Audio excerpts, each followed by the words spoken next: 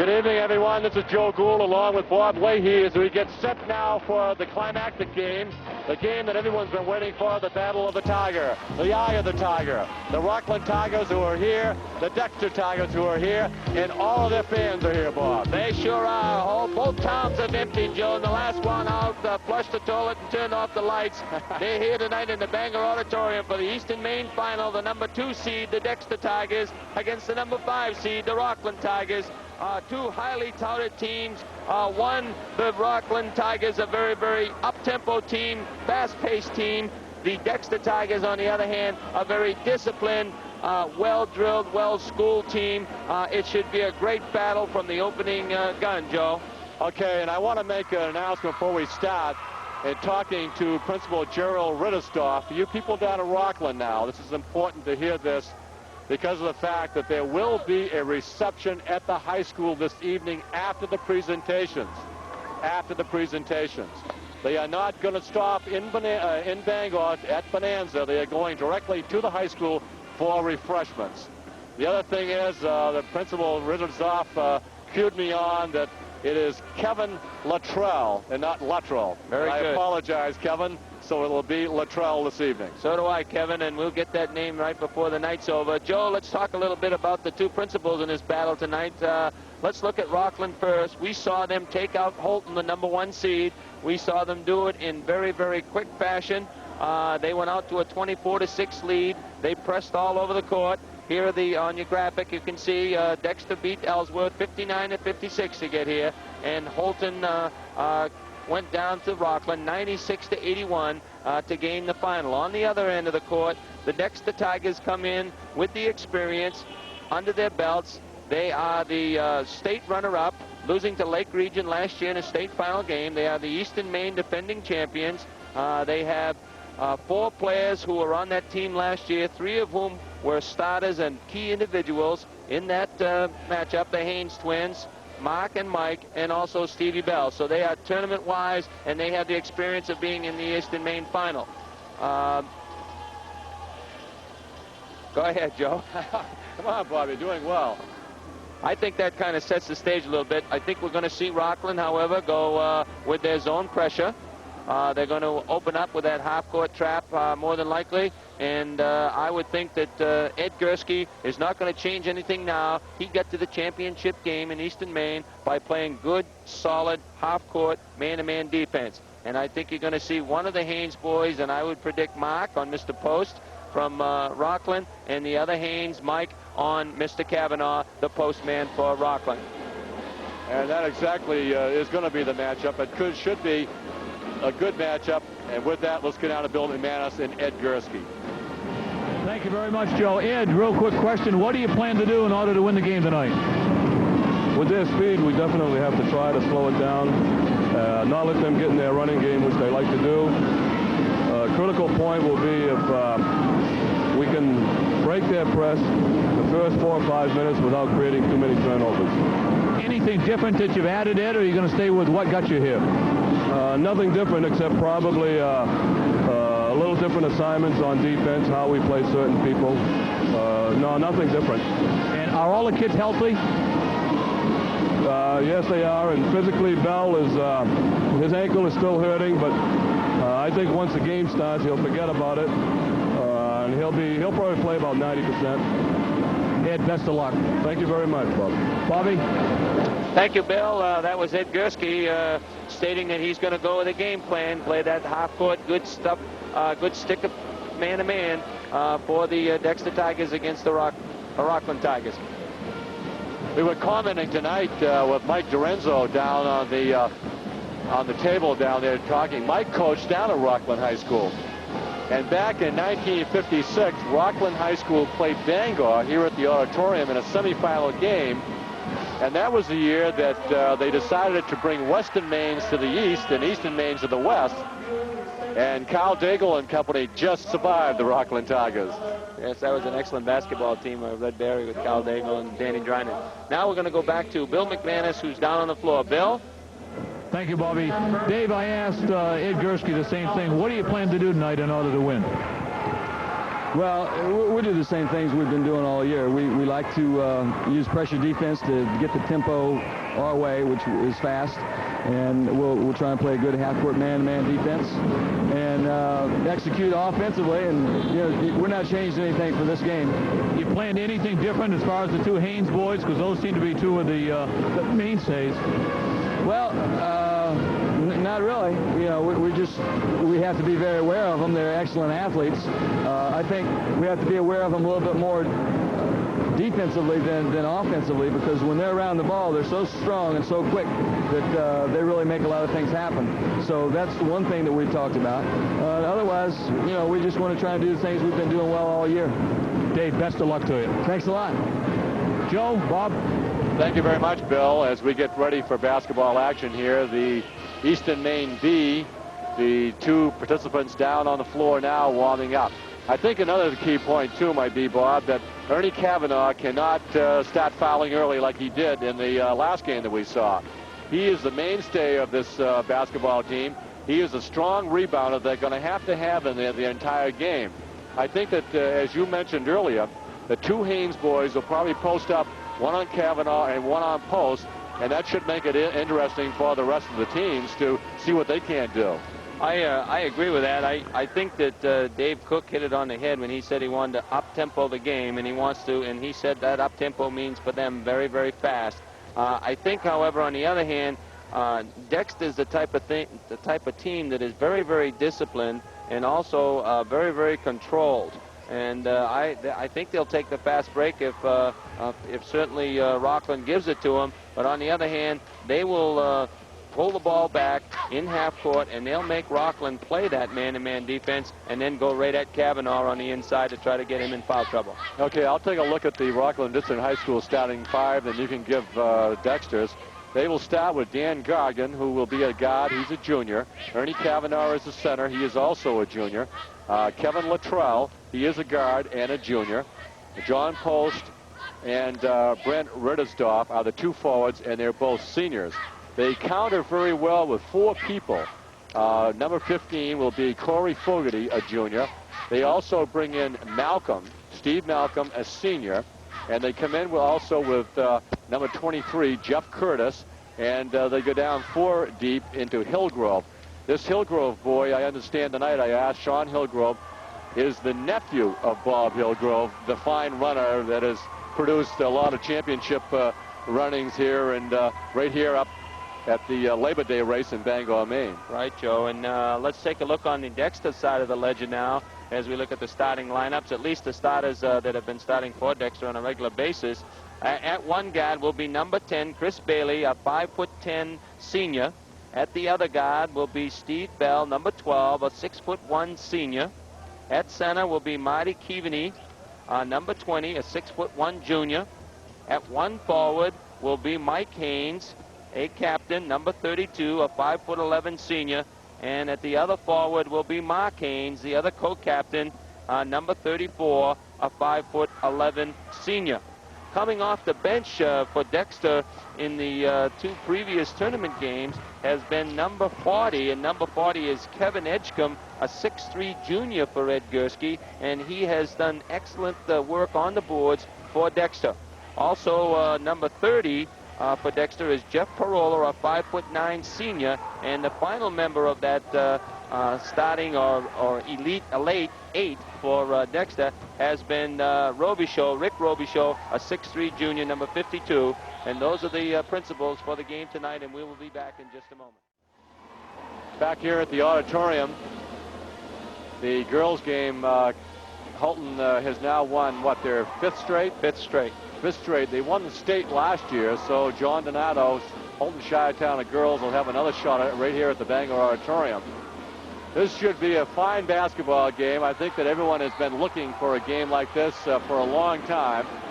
The maze of red across the way and the maze of black and orange on our side depict 2 very fine basketball teams that have 2 very fine coaches and go deep on the bench. So this should be a very interesting game as Norris Nickerson will give us a rundown of both teams, their players, substitutes, managers, and the coaches.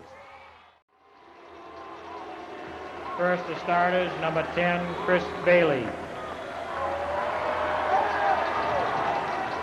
Number 12, Steve Bell.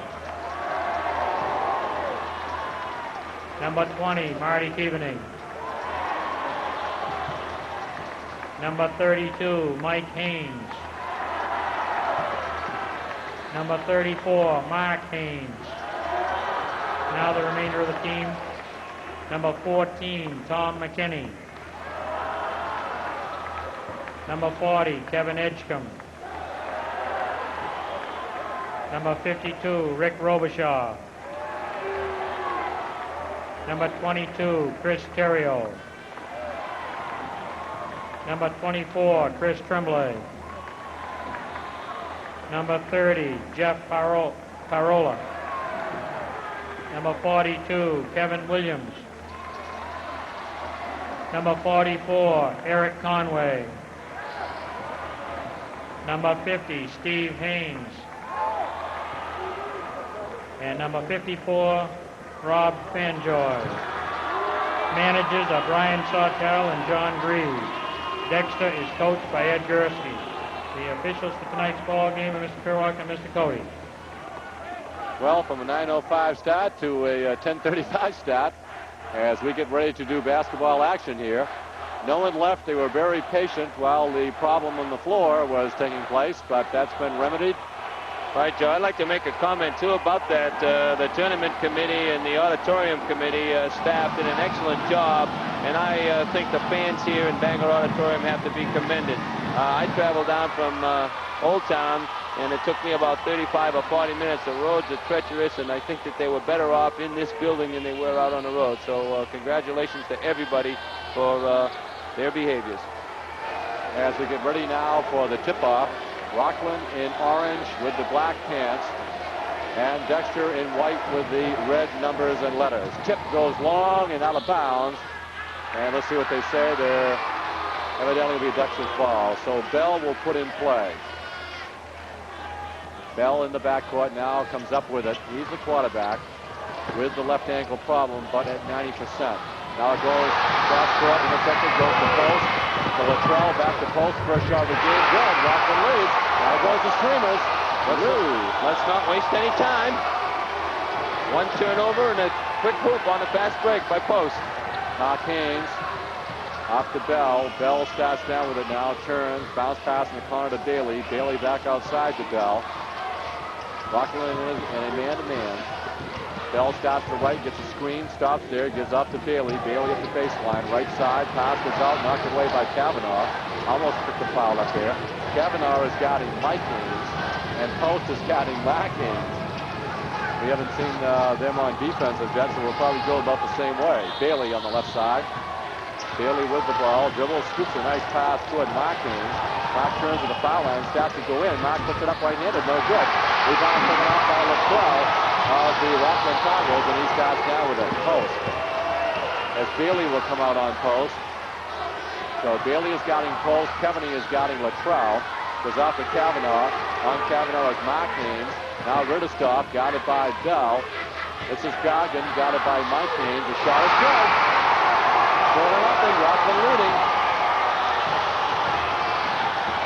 Bailey with the ball now. Bailey over the 10-second stripe. Starts to move down the right side. High dribble, comes all the way in, loses the ball. It's picked up by Keaveney. Keaveney shot off the glass. It's good. Nice Johnny on the spot is Keaveney. And there's some debris on the floor and have to hold the game up. As the committee is working hard again. Here comes Bump Hadley. I ought to make mention, too, that the two boys that were out cleaning up the wet spot there was Jay and Jerry Maynard, who are sophomores at Brewer High School. Right. I do not think I'd like that job. Not at all. Latrell with the ball. Bounce pass inside. Nobody was there except Mike Haynes. He goes off to Bell, and Bell starts down with it. Got it by Goggin of Rockland. Now the toss goes to Bailey. 4-2 the score. Rockland leads here. 5:57 first quarter action. Inside shot. Nice move by Keaveney. Long pass goes down to Latrell. We're tied at 4. Pass goes inside toward Ritterstoff. It's knocked out of bounds by Dexter. Keaveney's got off to a great start, Joe. He picked up that loose ball in the lane, and that time he had a nice soft bank jump shot, so he's got off to a great start offensively for Dexter. Post has that great outside shot. He misses this one. Kavanaugh had the inside position, but loosed the ball out of bounds. It will be taken out by Dexter. 4-4, 5:42, first quarter action here at the Bangor Auditorium. Keaveney now brings down himself. Keaveney on the dribble, gives the pass across to Bailey. Bailey starts to go to the right side. Now passes the ball off. It's loose, picked up by John Post. What a pass by Post! And a great save by Keaveney. But Post just ripped that ball down, intended for Goggin, but Keaveney was there. Excellent play by Keaveney getting back on defense, and Dexter has to get back on defense because Rockland's going to look to break every time they can. You saw it that time on a post pass. Luttrell puts it in play now. The post goes inside for Kavanaugh, knocked away by Mike Haynes. One thing we saw too, Joe, and we'll watch for it, is Goggin is guarding Bell, excuse me. And he wants to make Bell really work and start the offense out higher than normal. Coming down, Luttrell to the left side, goes to Goggin. Goggin bounce pass to Kavanaugh. He can hit from that area. Now corner to Goggin of Rockland. Out to John Post. John Post looks inside, starts to move on Bailey, loses the ball, but Dexter tips it out. So we've been down to Rockland in here for a while. We had anticipated that the Haynes would take Kavanaugh and Post, but they're taking Goggin and Kavanaugh. Pass goes right in the hands of Mark Haynes, off to Bell. Bell starts down with it now. We're foul free here in this first quarter of action. 4:56 left, and we're knotted at 4. Bailey, top goes to Bell. Bell left side, Keaveney. Keaveney got it by Luttrell of Rockland. Moves toward the left, one bounce. Now in the middle, goes to Bailey. Bailey's in the lane. Bailey's going to go up with a scoop underhand shot. No good. Gets his own rebound. Pump, double pump. Up, no good. Rebound tipped around, and there's going to be a foul.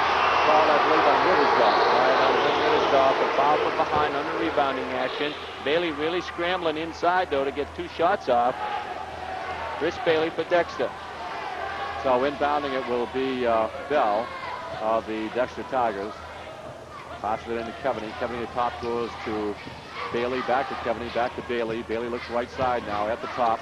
Goes over to Bell as he moves the ball out. Now back the right way. Bailey has an open shot. Long pop. Good. And Dexter takes the lead, 6-4. All right, they caught Dexter in his zone on that out-of-bounds play, and they just moved the ball very nicely to the wing, and Bell makes the 15-footer from the right wing.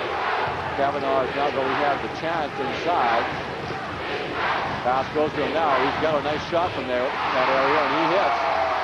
6-6. They run a nice little flex offense that time, did Rockland. Very disciplined, and Kavanaugh came from the low post out high, and he can hit that 15-foot jump shot. Mark Haynes got lost in the defensive shuffle. Bell with the ball. 6-6 to score. 3:48 left in first quarter action. Inside, nice move by Mark Haynes. Puts it up, no good. Rebound by Keaveney. And Keaveney's got 6 of the 8 points.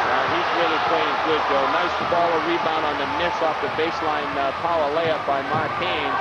And Keaveney is really out of the chute quick. Luttrell is way out deep. Kevin with the ball, got it by Keaveney. Keaveney wants him to go toward the middle. Will come in by Goggin. Now to Luttrell. Luttrell's shot is good. And we're tied at 8. Right, what Ed Gursky is doing, he is using Keaveney to guard Luttrell. He wants them to say to Mr. Luttrell, hey, you got to make that 15-foot jump shot because I'm going to help inside on Kavanaugh and Post, and that's what he's trying to do right now. John Post picks up his first personal foul as Fogarty gets ready to come in the game. Corey Fogarty is a junior, 6'1", and Rittersdorf goes to the sideline. Brent had an exceptionally fine game in the semifinals. Excellent floor game. So Keaveney at the top, got it by Luttrell. Now I guess they've gone into a zone now. Pop shot by Bell. There's Bell again, and they caught him in the zone on the out of bounds. Post with the ball, Luttrell now. Got it by Keaveney. He starts down past the way to Goggin. Goggin tries to get the lane. We're going to call a foul on Mike Haynes. Mike just couldn't quite get there. They tried to drive the baseline, and Mike just could not get his feet in position, and he was whistled for the foul, a blocking foul. So inbounds by Luttrell, goes to John Post to Kavanaugh. Kavanaugh turns 3 men on him, he pops it up and in. Ernie Kavanaugh, 10-10 to score. Well, we thought we were going to see a good one. We are so far. Mark Haynes. Corner goes to Mike Haynes. He looks now, looks for help in the middle of Bailey. Bailey fakes, puts it up. He draws the foul, and he misses the shot. Almost went, and the foul is on Luttrell. Great basket cut by Bailey, and that's what happens, Joe, when you make a nice, strong cut like that to the basket. You get the ball. Here it is. Watch Mr. Haynes right here. He's looking inside. There's Mike. He sees Bailey cutting. There's a head and shoulder fake. Up he goes. And Luttrell tries to pick up the foul, but whistle for the block. Steve Malcolm in the game now, a senior, number 14, as Luttrell leaves. And Bailey goes the line. Production to Pop is up and good. 11-10 now. Western leads by 1 with 2:33 left in the first quarter action. Second shot ready now is Bailey. He pops it up and it's swinging through. So a 12-10 lead as both teams exchange deuces here in the early goings of the first quarter. Gargan now will take the point. He's got it by Kevaney. Bailey is on post. Post now will post up at the top as Gargan comes down, looking for help. Don't play the pass, and he tries to pass inside of Kavanaugh. Stolen. Bailey goes in between two, puts it up, and good. Great hands by Bailey to he muffed that first pass from Mark Haynes. And then all of a sudden he came up with it, and down he goes for the layup shot, and Rockland calls the timeout. Another thing we just noticed with Dexter on that defensive play was that Keaveney is guarding anybody who was outside Joe. When Gargan had the ball that time at the top of the key, Keaveney took him. So I think because of Keaveney's size, he is taking any point player in order to stop those passes to post and Kavanaugh on the wing. So that's an interesting little tactic by Ed Gursky. He alluded to something in the interview with Bill McManus before the game that he was going to play man-to-man, but he might have a few little wrinkles, and I think we're seeing the wrinkles right now. They're starting to iron themselves out. So it's a team effort by both sides as they're seeing two very fine basketball teams in Class B that pass the ball, the team concept. The Rockland Tigers have substituted. The Dexter Tigers have not to this point. Don't forget that a man coming off the bench, Kevin Edgecombe, 6'3" junior, has a fine touch from the side, so we probably will see him before this game is over. Gargan will handle for the Dexter Tigers. Malcolm and Fogarty are in the game now, the two subs, along with Kavanaugh and post. Pass intended, saved nicely by Malcolm, but taken by Dexter off of Kevaney. Kevaney behind the back now, slows it down. Bailey off the bell, 1:42 left in first quarter action. Back to Bailey. Bailey turns on Malcolm. Bailey for Dexter, fakes now, looks, comes outside to Mark Haynes. Mark goes to Kevaney. Kevaney at the top. Kevaney takes the one bounce, got it by Fogarty of Rockland. Now moves is Bailey. Bailey got it by Malcolm. Comes to a spin. Nice turn by Mark Haynes off the lid. No good. Tipped up. Taken by Fogarty. Fogarty's outlet pass goes to Malcolm, and the Tigers of Rockland come down. Good half-court defense by Rockland Tigers that time, the team concept. Malcolm with the ball to the left side, looking. Tries to get into Kavanaugh, cannot. There's Post with his favorite jump shot. Rims, no good. Tip-off comes out. Post grabs it. Post turns to the foul line. Tries to get it inside the Gargan, and Gargan wasn't aware it was coming to him. Right idea, though. Mr. Post was altered on his jump shot and tried to dish it inside to Gargan, and it was a little bit strong. So the Tigers of Dexter lead by a score of 14-10 with 55 seconds remaining in the first quarter of action. Bell, nice bounce pass comes inside to Mike Haynes, and Mike was not ready, and our cameraman was. Right, Mike should have taken a step to the basket, and he had a layup, but he just froze in his tracks, and the ball went sailing out of bounds. So Gargan is taking instructions now from Coach Dave Cook. Comes down to John Post. 38 seconds left. Rockland trails by 4. Gargan takes the off-balance shot and hit. Good jump shot going to his left by Danny Gargan. Mark Haynes in the backcourt now looking for help. Shot to decide to take it himself. 23 seconds left. 14-12 the score. Dexter leading. Dexter's Bailey turns to the right. Now it's Kevaney. Kevaney holds the ball. Fogarty of Rockland guarding him. Stops partway down to the baseline. Now at the top it goes to Bell. Bell looks inside with 8 seconds left. They've got to move, and there's going to be a foul call underneath on a push-off, but it may be on John Post. Yeah, it is on Post. He was pushing off on Mark Haynes as he was, yes, no, second foul on Post. And Mark Haynes made a good, strong cut off their motion offense, and John Post was holding him going across the lane.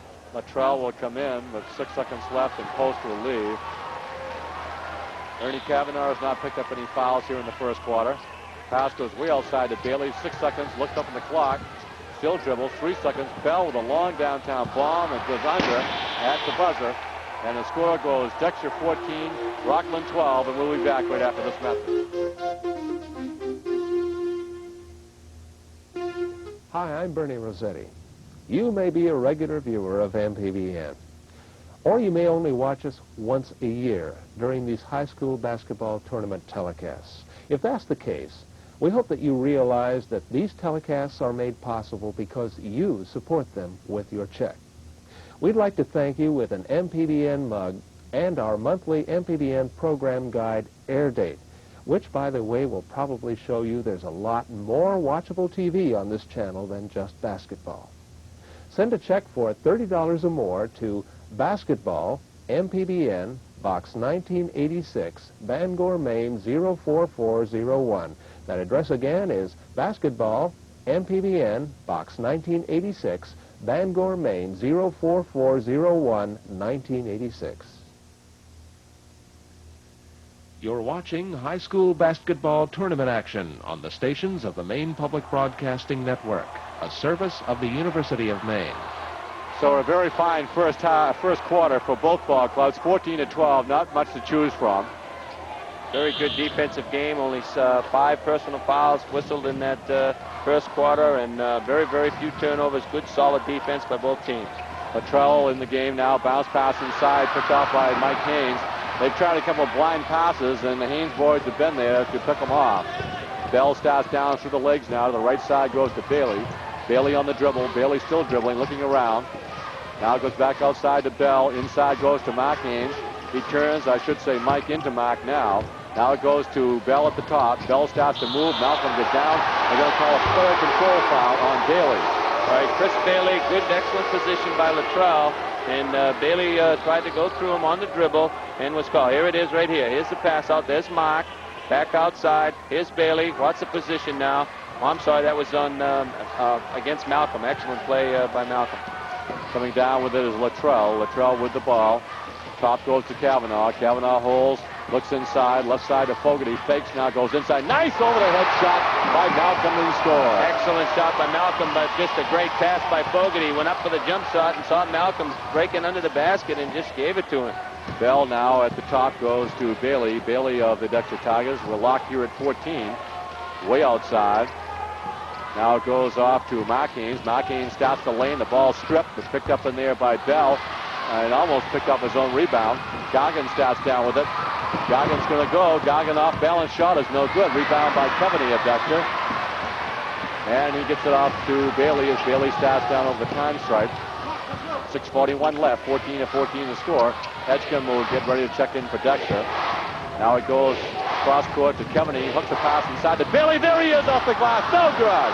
Oh, a beautiful pass by Coveney, but Bailey could not connect. Pulled the trigger, Joe, but he couldn't put it down. That's Fogarty. Fogarty's left-handed pop is good. As Dexter retakes the lead, 16-14. Here comes Rockland now. Now they've changed their press a little bit. This is what they like to do. Get some momentum. They're a spurt team. They like to transition game, get a steal, get a big rebound, get a fast break and score, and they go up 2. As Bailey stops, takes the bellwether, the off-balance pop. Kavanaugh comes off the rebound, and he has a trio around him. Now he starts out with it. Gets off to Gargan of the Rockland Tigers. As he goes way out deep to the top. Now tries to take Kennedy down. Fakes, give to Kavanaugh. Mark Haynes is right there with him. Now it goes to Fogarty. Fogarty's been open up late, and he bangs another one. This time Fogarty shoots the basketball, and he makes it. They go up 4, 18-14. And they are explosive. There's no doubt about it. Hook pass now goes to Coveney, still in the backcourt. Coveney starts to go, and Gargan is fouling. Yeah, Gargan made a poor decision there. He wanted to try to pick up the player control foul, but he just was not in position. Post looks like he's coming back in for Rockland, and Gargan's going out. Edgecombe will come in, for Coveney, and Coveney goes to the foul line, so he can't come in as yet. And Mrs. Gould, if you're listening, Jason is on his way home with Ched with Lenny Mann. Public information. The shot up by Kennedy is no good. Rebound by Fogarty. That was one of those fine substitutes because off to Malcolm. Malcolm now gives to Kavanaugh. Kavanaugh at the top, back to Fogarty. Fogarty up in the air again. This time it's a near ball. Ernie Kavanaugh is there off the glass and in. Great play by Ernie Kavanaugh as he saw the ball was going to be shot. Went high in the air over Dexter. They call a timeout. And then came down and went up with a power layup. But Fogarty has given this Rockland team a great lift here early in the second period with his spirited play. He's made a nice pass inside to Malcolm for the layup. He made a jump shot himself. That time it was an air ball, as we say in the trade. But Johnny on the spot was Ernie Kavanaugh as he put it back in. And Rockland goes up to a 6-point lead, 20-14, with 5:14 left to go in this period. So they are an explosive team. And something that Dexter did in the first period was not let them get that head of steam. They played very, very good sound offense. They didn't make any turnovers, or very few, and it didn't give Rockland a chance to run and set up their press. And now they're making those turnovers, and Rockland certainly is capitalizing at this point in time. I think it can be said here that Dave Cook has a lot of confidence in his people off the bench. You saw Fogarty, you saw Morrill. They have just done the job. The substitutes have been very, very good here for the Rockland Tigers. Right, that was Malcolm, I think you meant, Joe. I'm sorry, Malcolm. Yeah, Stevie Malcolm, number 14. He made an instant contribution with the layback. Now they go into a 1-3-1, Rockland that is, as Bell comes down with it, turns, now bounces it outside to Edgecombe. Back to Bell. Double trap there. Part of the ball was tipped. Bailey on the left side now. Mark Haynes comes over on the left side. Bell stats down, fakes, and the ball's deflected away. There's Edgecombe. There's his shot. Good! Nice play by Edgecombe being there, but here's Dave Cook making a change. Ed Gursky calls timeout and says, hey, fellas, this is what we got to do against the man-to-man. They come back on the court, and there's Rockland in the half-court trap zone. And Malcolm travels and throws the ball back to the official and apologizes immediately as Mike Cody took a low bridge that time, but Malcolm said, sorry about that. Long pass goes off to Edgecombe on the right side. Edgecombe down the middle. Now off to Bailey, at the top to Bell. Back to Edgecombe. And the corner goes to Mark Haynes. Back to Edgecombe of Dexter.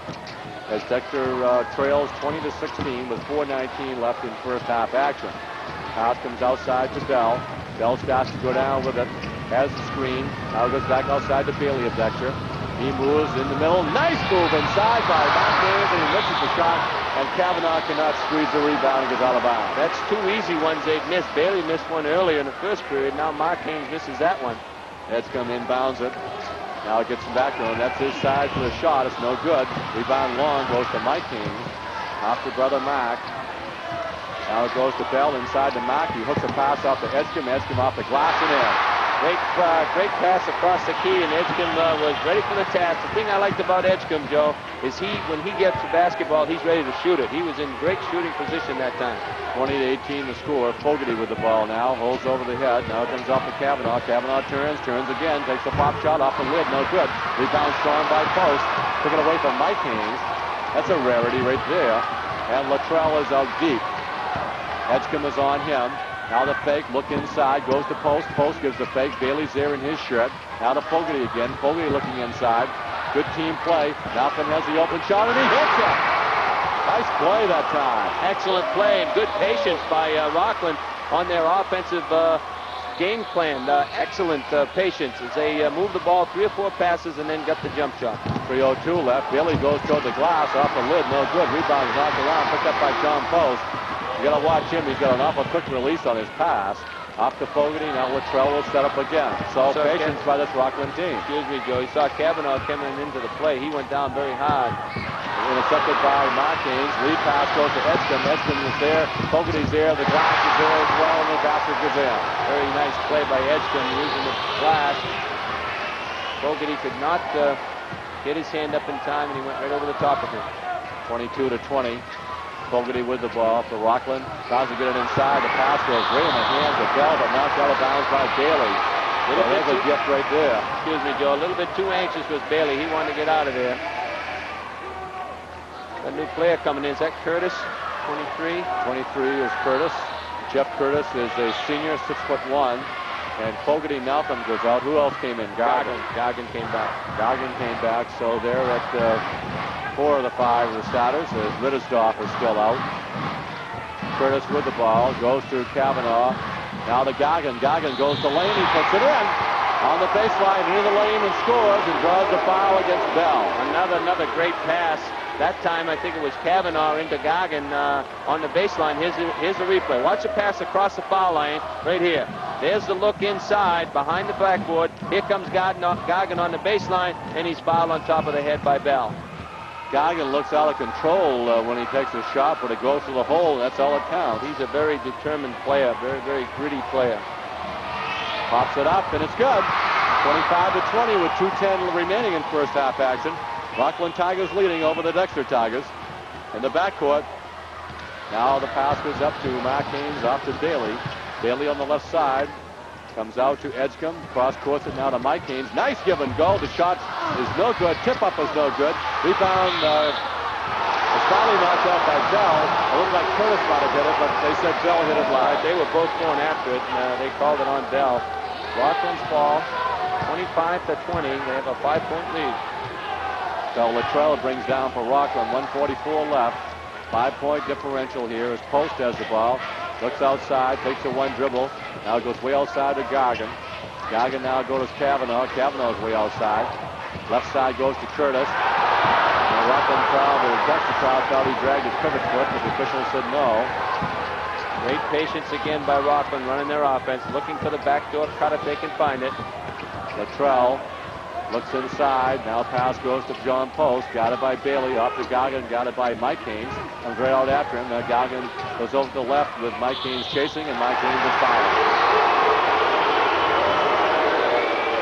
Again, you can't say enough for Rockland in their offensive scheme of things. They're working it to perfection, and they're going to get the ball back, and they ran off about 25 seconds off the clock here in the first half. Here's the replay right here. And there's a foul as Mike Haynes comes up behind Goggin, tries to flick it, and is called for the foul. Mike Haynes goes out. Kevin comes in for Dexter. Now we got Dexter in a 3-2 zone. Something unusual for them. Post way out deep. Now it comes out to Curtis. 3-2. We don't see that very often. No, they like to use the 3-2 so they can prevent any penetration in the middle. And Rockland's going to play the game outside now with 47 seconds left. All right, defense has 5 seconds to Paul play. Clearwalk has just told Dexter to come out. Play ball, That will be a technical foul. Way outside. Now it goes to Post. Post goes to lane. Nice on the hand. Scoop, no good. Tip up by Curtis, no good. And Mark Haynes goes down for the rebound in the crowd. Off to Kevney, 23 seconds left. It's off to Bell now. Dexter cross court to Kevney. Back to Bell. Left side goes to Bailey. Bailey with the ball now, coming part way out. Goes to Bell. Off to Edgecombe of Dexter. He comes down to the baseline. Looks up the clock. Bailey does. Got to move in. Takes the pop. It's up. It's good. Nice 4 seconds left. 25-22. Nice move by Bailey. And a long shot by Post. Hits off the top of the backboard and goes out of bounds. 25-22 here at halftime, and we'll be back right after this message. Broadcast of the Eastern Maine semifinals and finals on MPBN is made possible by grants from Machias Savings Bank, the total service bank of Sunrise County, Ken and Bev Tate's Strawberry Farm in East Corinth, R.H. Foster Incorporated with locations in Lisbon, Machias, and Hamden, Casco Northern Bank, always thinking of ways to help you, and your friends at Pepsi-Cola Bottling Company of Bangor.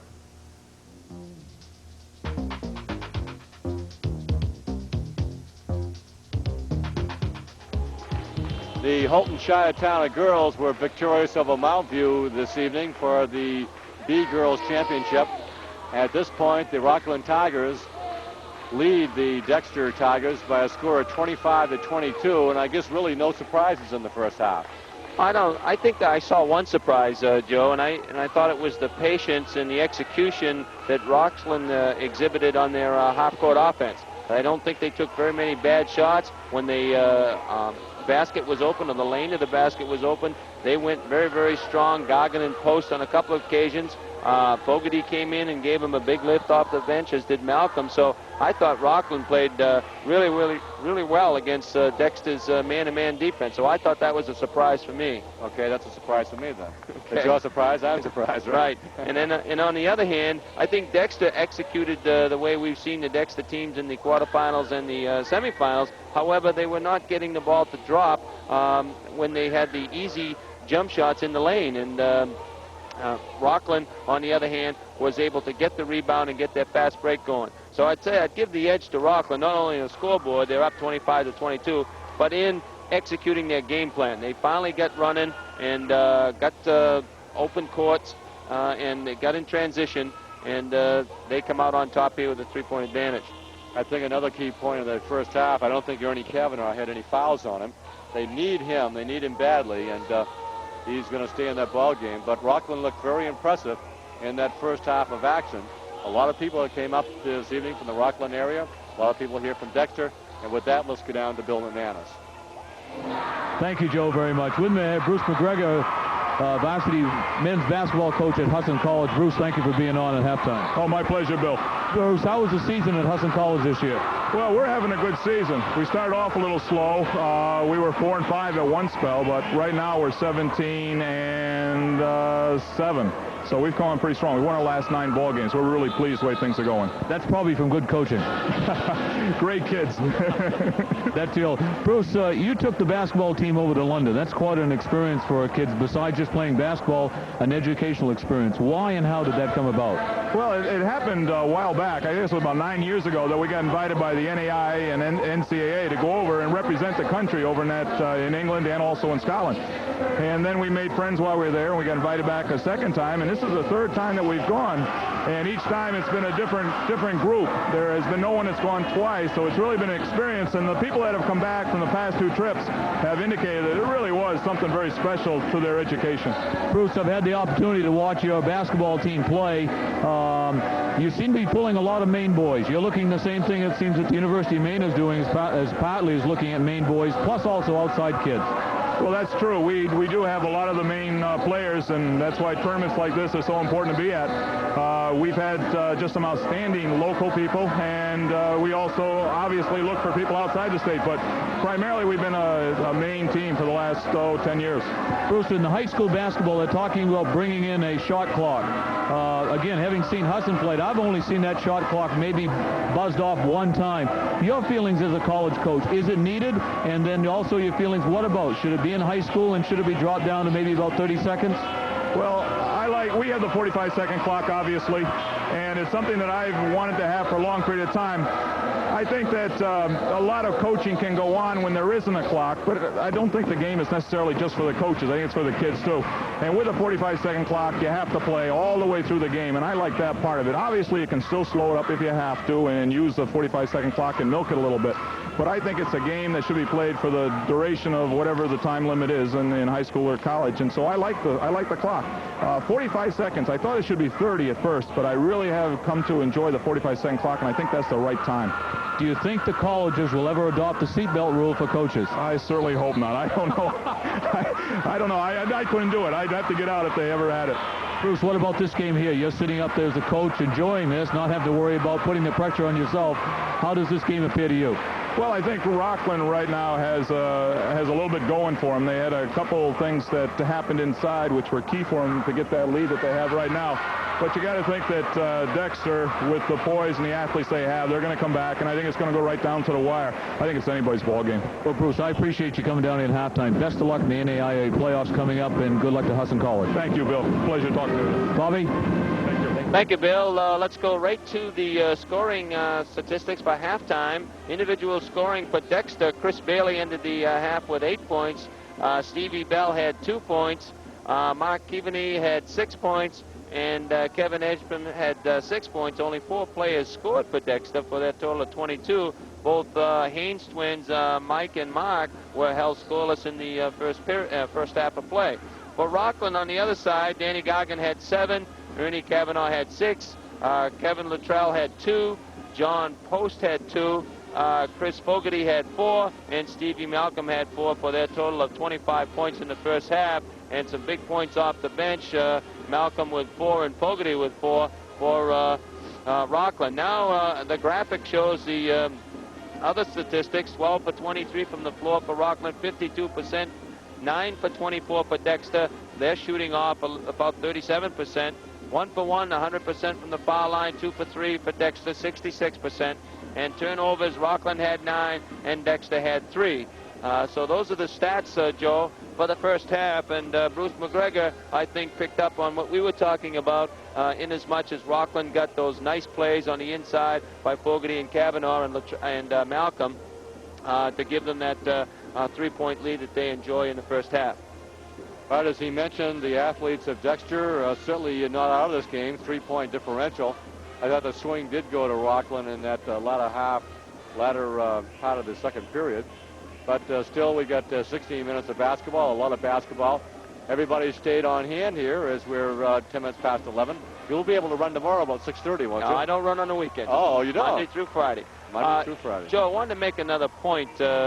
We've talked consistently about the athletes from Dexter.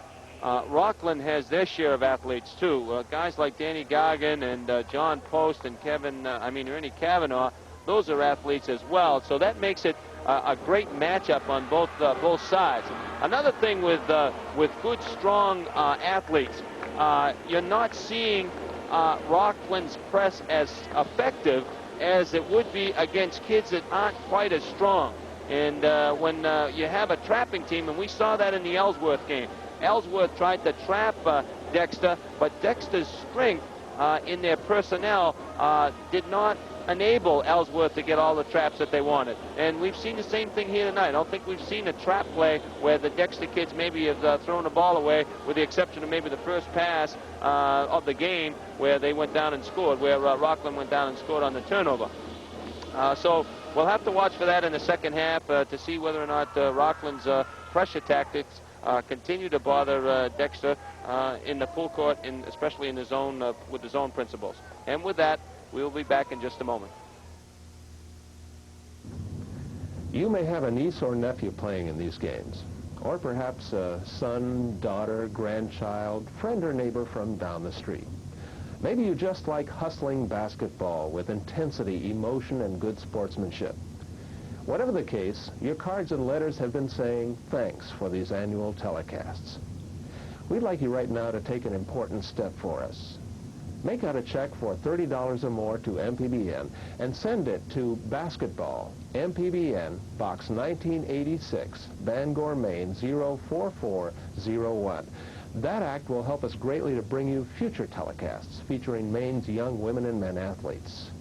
That's Basketball, MPBN, Box 1986, Bangor, Maine, 04401, 1986. So we get ready for third quarter action here at the Bangor Auditorium, where a large contingency of fans from both sides are whooping it up as we get ready for more fine basketball here in the state of Maine, Easton style. Same lineup for Dexter, with the exception of Edgecombe will stay in. Bell, the two Haynes, and Bailey, and they come out on the floor first. They will be handling the ball in as the indicator indicates their basket. So Rockland will get ready to come out. We'll see who they will start. Ritterstoff did not really play much in that first half, but he's back in. So Latrell, Ritterstoff, Gargan, Kavanaugh, and Post for the Rockland Tigers. Original starting lineup, so with the Right. exception of Edgecombe for Keaveney, right. Looking over now is Bell. Bell splits two. Mark Haynes now to Bell. Bell at the top, got it by Gargan. Off to Edgecombe. Edgecombe shot. Baseline and pop is no good. Rebound by Early Kavanaugh. Kavanaugh comes out with it. Now loops the pass over to Latrell. Latrell comes down with it. Bounce pass inside to Gargan. Gargan fakes. Gargan turns off the glass. Around, no good. Rebound by Ritterstoff. Ritterstoff back up, no good. And a fine rebound that time by Mark Haynes. Interesting twist already by David Cook as he comes out in the second half. They're playing Bailey and Bell man-to-man, And now they picked up all over man-to-man with Kavanaugh helping out inside. It looked like they had a triangle and two, Joe, to start the second half. 25-22 to score. No score has been posted here in the third quarter. Edgecombe looks under. Now it goes to Mark Haynes. Mark Haynes makes the jump shot off the lid. No good. Rebound by Kavanaugh. Off to Luttrell as he starts down with the ball for the Rockland Tigers. Way at the top as Dexter in man-to-man. Luttrell still with the ball. Now Goggin breaks out, gets the pass, looks, bounce pass, goes to Post. That's his shot. Bang! He gets one. John Post comes through that jump shot. I think Dexter, Joe, is somewhere in this period or next period has got to get Mark and Mike Haynes on the scoreboard. Edgecombe comes down, bounces it off now to Bailey. Bailey comes with the ball to the right side. Looks out, still looks, inside to Mark Haynes, bounce pass to Mike. Vice versa, Mike to Mark. Bailey turns out to Bell. Good defense by this Rockland team. Mike Haynes now, cross courts it to Mark. Mark goes and Post is fouled. That's his third, I believe. That's his third foul, correct. And they went right at him that time. Mark Haynes was not going to be denied, taking the ball to the basket. But here's the replay. The pass will come across to Mark Haynes right there. Little ball fake, and there's the reach in by Post. So inbounding it will be Edgecombe. Off to Mike Haynes. Way outside to Bell. Bounce pass comes back. Has a screen, doesn't take it. Gets back to Bell. Bell starts, takes the pop. Around and in. That's the roll, does Stevie Bell. Goggin tried to pick up the player control foul, but did not call it. Going down now is Goggin, guarded by Mike Haynes. Looks now, bounce pass goes to Post with Bailey on him. Right side of Riverstrop. His shot is off the front of the lid, no good. Bell comes down with it for Dexter. Starts to the middle, stops. Now back outside to Mark Haynes. 27-24 the score. Rockland leading here in third quarter action. 5:36 left in this quarter. Up to Edgecombe. Edgecombe's pop is good. Edgecombe has given them a big lift off the bench, certainly with his jump shooting ability. 27-26 now, 1 point differential. Luttrell out deep for Rockland. As he starts to work the ball to the right side to Goggin. Goggin goes to the foul line, stop. There's Post with his shot. Bang! Things are beginning to heat up, Joe, on both ends of the court. The players are really beginning to shoot the basketball with great confidence out there now. In the backcourt is Bell. Brings it down, turns. Bounce pass go to Bailey. Bailey starts the lane. Nice move by Bailey, and they're going to call a foul on Post. And that's his fourth. That's his fourth foul. They got a reach-in foul. A great first step by Bailey as he took a great power dribble and then took the first step to the basket, and Post comes up with his fourth foul. Very critical foul. Stevie Malcolm, number 14, coming back in for Rockland for Post. John Post. Here it is right here. Watch this step right here. And there's the reach-in by Post on Bailey. He's going to the line for two. So as far as the foul situation goes, 2 team fouls on Rockland and no team fouls on Dexter. And Bailey's in the line for a pair anyways, either in the act of shooting. 29-27 to score. Rockland leads by 2. 4:58 left. One thing we can watch for now as Post has gone out of the game as to the defense of Dexter. They may tighten up that man-to-man because Post is gone without that jump shooting, that 18-foot jump shooting ability. And Cook wants a timeout for this Rockland team to talk things over, and the inbounds play will come to Dexter. Right, John. What I mean by that is John Post, the ever potent threat on the 15 to 18-foot jump shot, has gone out of the game, and I think Dexter may tighten up their defense a little bit more and put a little bit more pressure on the basketball of Rockland.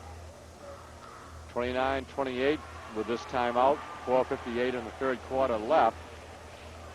And they certainly will need Post in there for that outside perimeter shooting. He is so good doing it, but they have a couple of fine subs that they're putting in, but they might put the squeeze on right now, Dexter that is. Right, and Edgecombe has given Dexter a great lift with 8 big points, but still Mike and Mark Haynes are still held scoreless, and they have not been into the offensive flow at all for Dexter. And that's what you had mentioned to start the third period, that the Haynes boys would have to get into the scoring column. Well, I think it's going to take a little pressure off Bailey and Bell. That's why I suggested that, and Edgecombe has certainly done his job. And he's made a change. Bailey has gone out, and Keviney's come back in for Dexter. Fogarty gets ready to check in for the Rockland Tigers. Bell to Keviney. Keviney now goes to Edgecombe. Edgecombe inside to Mark Haynes. Mark turns in the lane, puts it up around his head. Got the roll that time. Little dipsy-do. Dexter takes the lead, 30-29. Right side, steal by Edgecombe. Edgecombe goes. He stopped it! He stopped it! What a great steal! Edgecombe came out of nowhere down the left-hand side. Look at the crowd on Dexter side, Bob. They are ecstatic about that one. Everybody's standing and cheering for Edgecombe as he made the slam. Well, the first one in the tournament that I've seen anyway. Doggins starts to move, and he's fouled by Mike Haynes. Now the Rockland crowd starts on this side. All right, Dexter, Edgecombe took Rockland crowd right out of the game, but they got back in it quick on the foul by Mike Haynes. Here it comes. Right here. Not in this sequence. Here's the foul.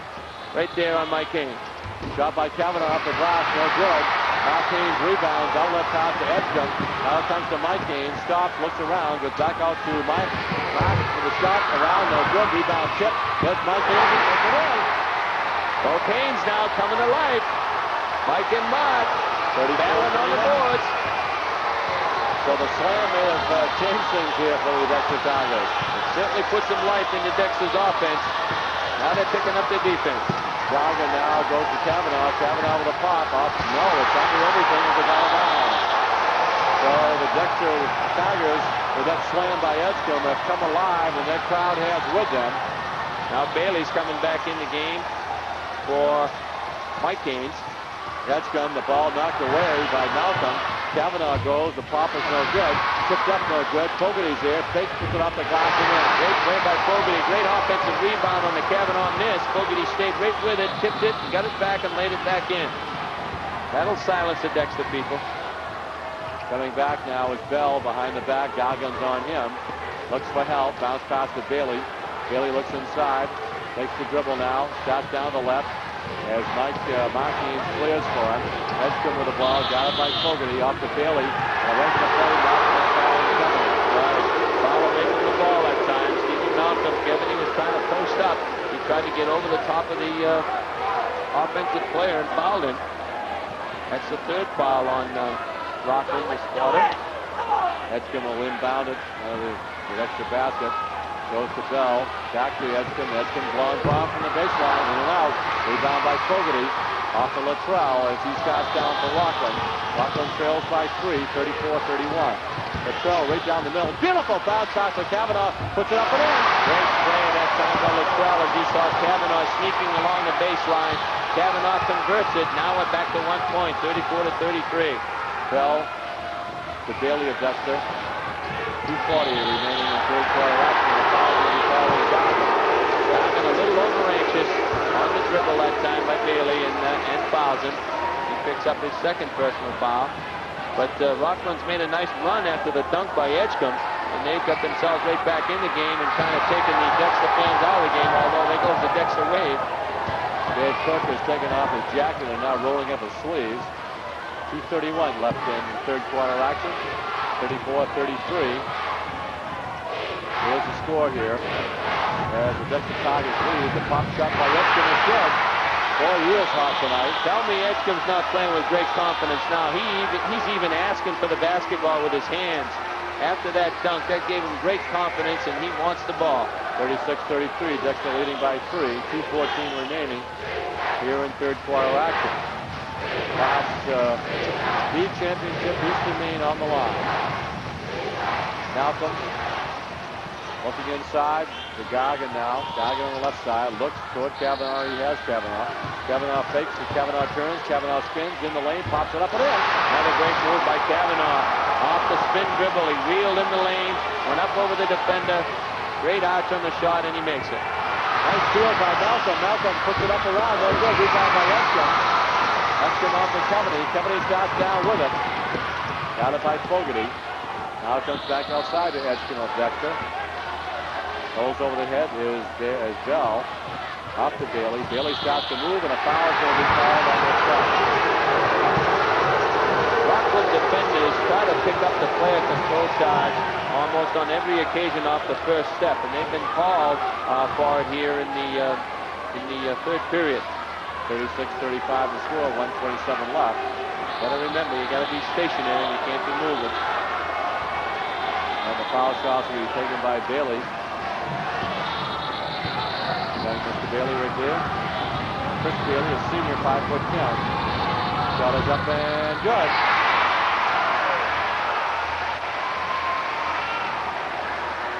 John Hillgrove comes in as Latrell leads. 37-35. The Dexter Tigers leading by 2. 1:27 left. In third quarter action. Shot is up and no good. Rebound stolen by Kavanaugh. Now off to Hillgrove. Hillgrove to Goggin. Goggin starts. That's Bailey right there with him. Pass goes to Hillgrove. Looks inside. Nice pass to Fogarty, but it's off his fingertips now. Couldn't quite handle it to Fogarty. The pass came through a maze of traffic, and he just couldn't quite handle it because he was lost his concentration. Pass goes to Martin to inbound it. Now off to Bell. Got it by Goggin. Bell of Dexter to the right side to Bailey. Got it by Fogarty. Fogarty falls down, and Hillgrove falls down, I should say. Bailey, ball knocked away by Kavanaugh, still loose. And look, everybody's going for it. The ball's still loose. Finally, Bailey picks it up. Nice exchange that time. Pass comes outside to Bell. Goggin is right there with him. He's just yelling. Look at him yelling at him. Got the turn. Bell's going to take the off-balance property. 39-35. Excellent offensive move by Bell that time because Goggin was right in his shit. Goggin to the right side now. Looks pass. Nice pass inside to Kavanaugh. He changed the direction of the shot and puts it in. Very nice play by Kavanaugh. And there's going to be a foul call on Bailey as he cleans Hillgrove around his feet. On the inbounds play, Bailey was trying to get open, and Hillgrove established position, and Bailey went right over the top of him. And player control foul. 39-37, 25 seconds left in third quarter action. The last 8 minutes should be something else. Both teams battling. Goes to Kavanaugh. Kavanaugh turns. Kavanaugh pops. Good! And Dexter and Rockland are tied now. Dexter back to Bell. Goggin after Bell. Goggin is a worker on defense. Look at him out there. Work on defense. Now goes out to Edstrom of Dexter. Inside to Mark Haynes. Mark Haynes pops. I believe that'll be the first foul of Ernie Kavanaugh. Ernie Kavanaugh had a very, very solid game so far, picking up only his first foul with 6 seconds left to go in the third period. That's the 15th foul, so the 1-1 will be in effect for the next 8 minutes and 6 seconds, and the Dexter Tigers will be the recipient of that 1-1. The 1-1 rule is you have to make the first to get the bonus.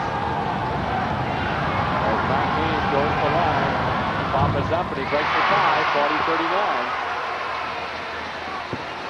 Boy, it ought to be crunch time in the last 8 minutes. They'll go right at each other in the last 8 minutes. John Post on the bench with 4 personal fouls, but they may have to have him.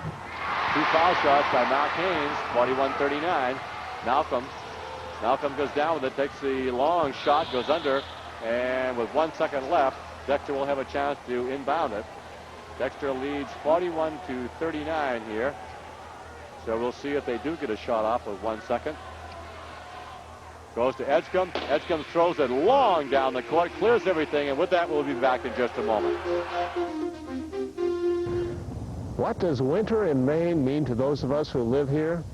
Cold temperatures, lots of snow, darkness in the late afternoon. One warm spot in the long winter months is the high school basketball tournament that you're watching right now. You can show your appreciation to MPBN and help make future telecasts possible by writing a check to MPBN and sending it to Basketball, Box 1986, Bangor, Maine 04401. That address again is Basketball, MPBN, Box 1986, Bangor, Maine 04401 1986.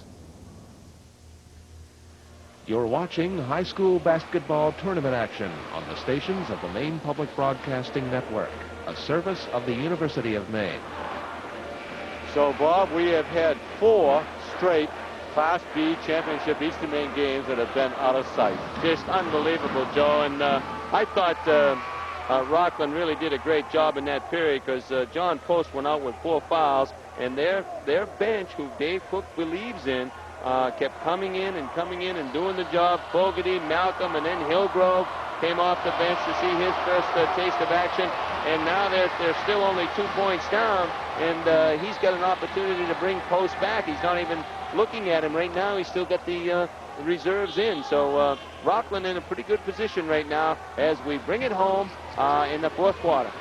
41-39 the score as Dexter leads. Inside goes to Goggin. Goggin fakes, puts everybody in the air and puts it in. Great foul too. Right, great pass though. Goggin made a nice cut off the post and respect the basketball went in for the layup. There's a foul on the inbounds pass. Looks like Fogarty. Fogarty is fouling.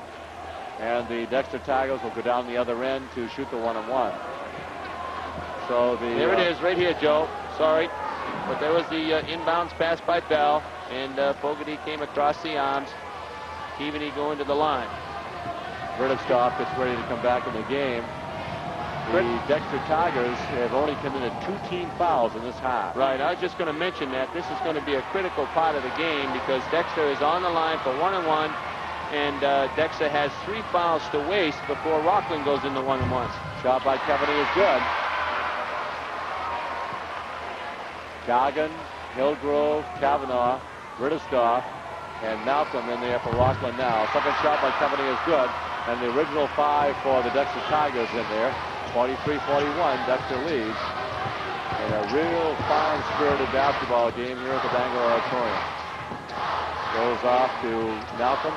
Malcolm comes in the middle of Kavanaugh, and Kavanaugh is trapped. I think if you'd asked Ed Gursky before the game where would he like to see the score, he'd say somewhere between 50 and 16. He may get his wish right now. He doesn't want to get into a run-and-shoot game at all with Rockland. With the ball is Bell. Bell is in the backcourt. Now pass comes back to Bell from Keaveney. Pass down the middle, right side to Bailey. Bailey takes the inside pass. Back out to Bell, left side. Goes to Keaveney. Keaveney being harried. Now it's way outside. Goes to Bailey. Bailey on the wing. Conway out with it. Hillgrove right there trying to work. Work against Bell. Now it goes to Bailey. Bailey goes to Kavanaugh. Keaveney. And outside, they just got to pass perimeter basketball. 6:36 left in 4th quarter action. 43-41 to score. Bailey turns. Passes back outside to Bell. So what are they trying to prove now?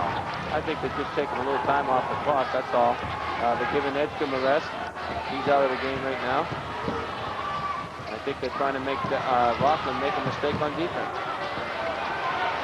Back to Bailey. Bailey now goes in the corner to Keaveney. Keaveney's shot is no good. Rebound from Goggin. He kicks it out of bounds and he Rockland ball.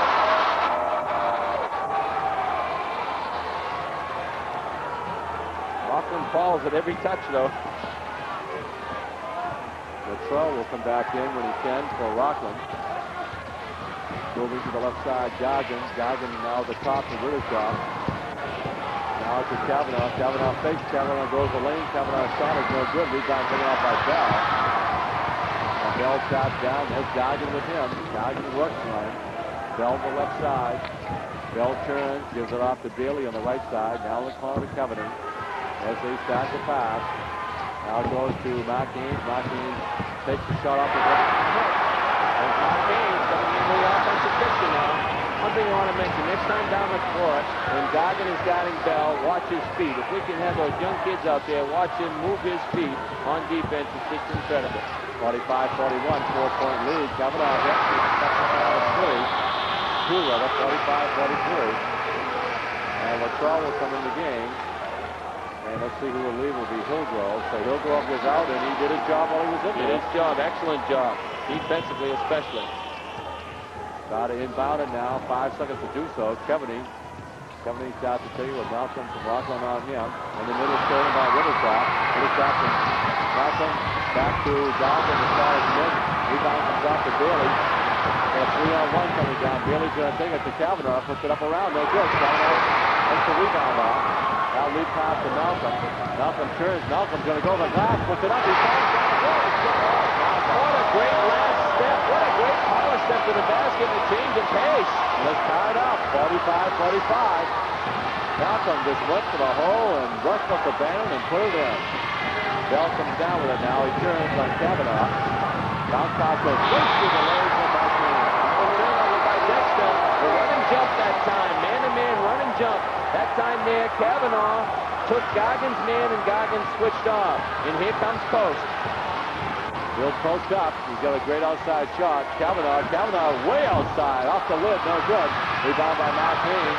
Off to Bailey. Bailey's going to go, and Kavanaugh bags him. And he wants to help him up.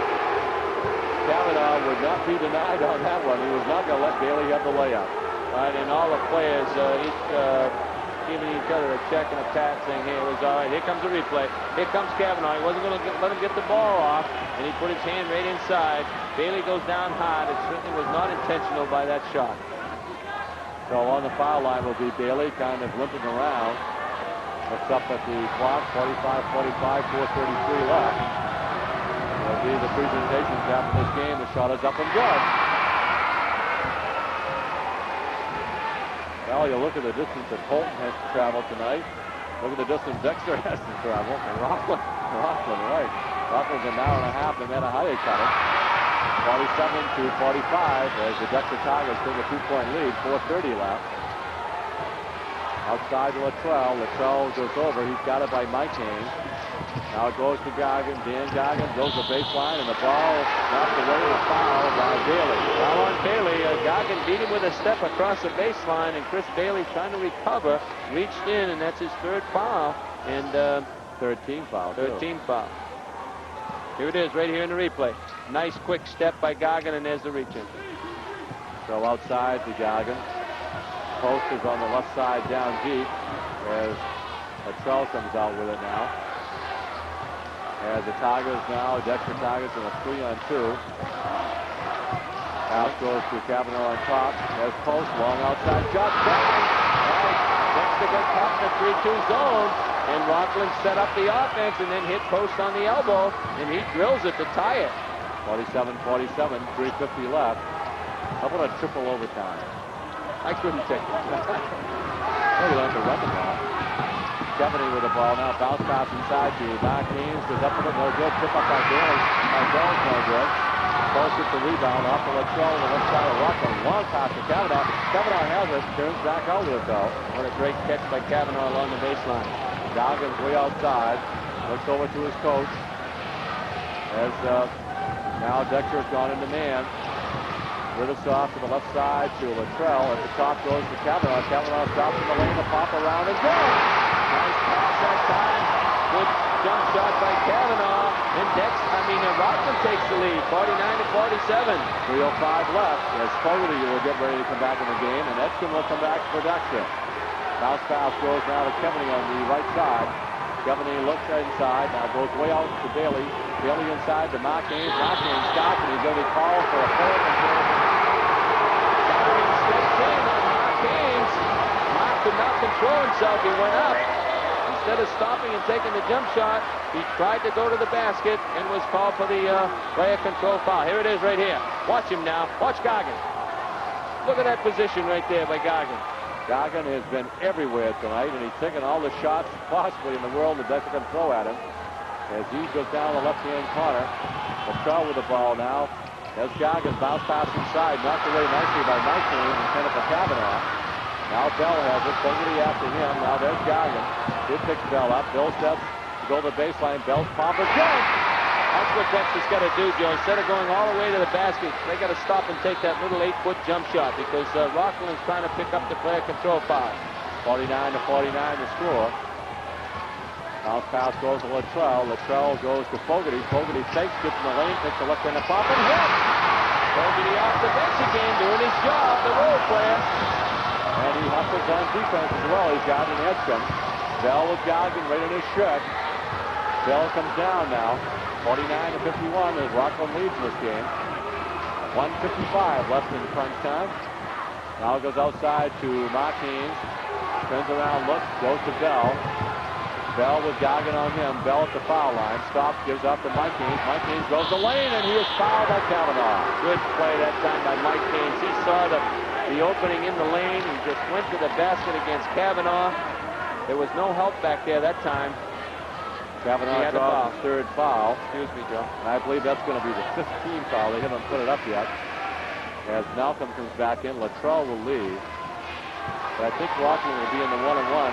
Oh, check that, I'm sorry. Yeah, Rockland will be in the one-on-one, the next foul by Dexter.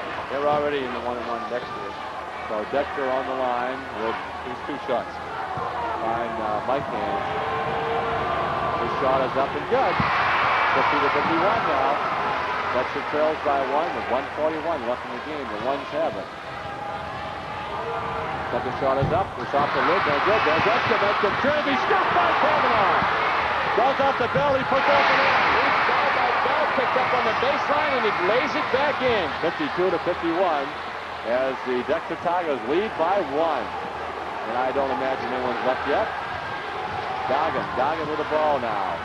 Everything important. Goes inside to Kavanaugh. Kavanaugh's block shot. Off the lid. No good. Rebound by McCain.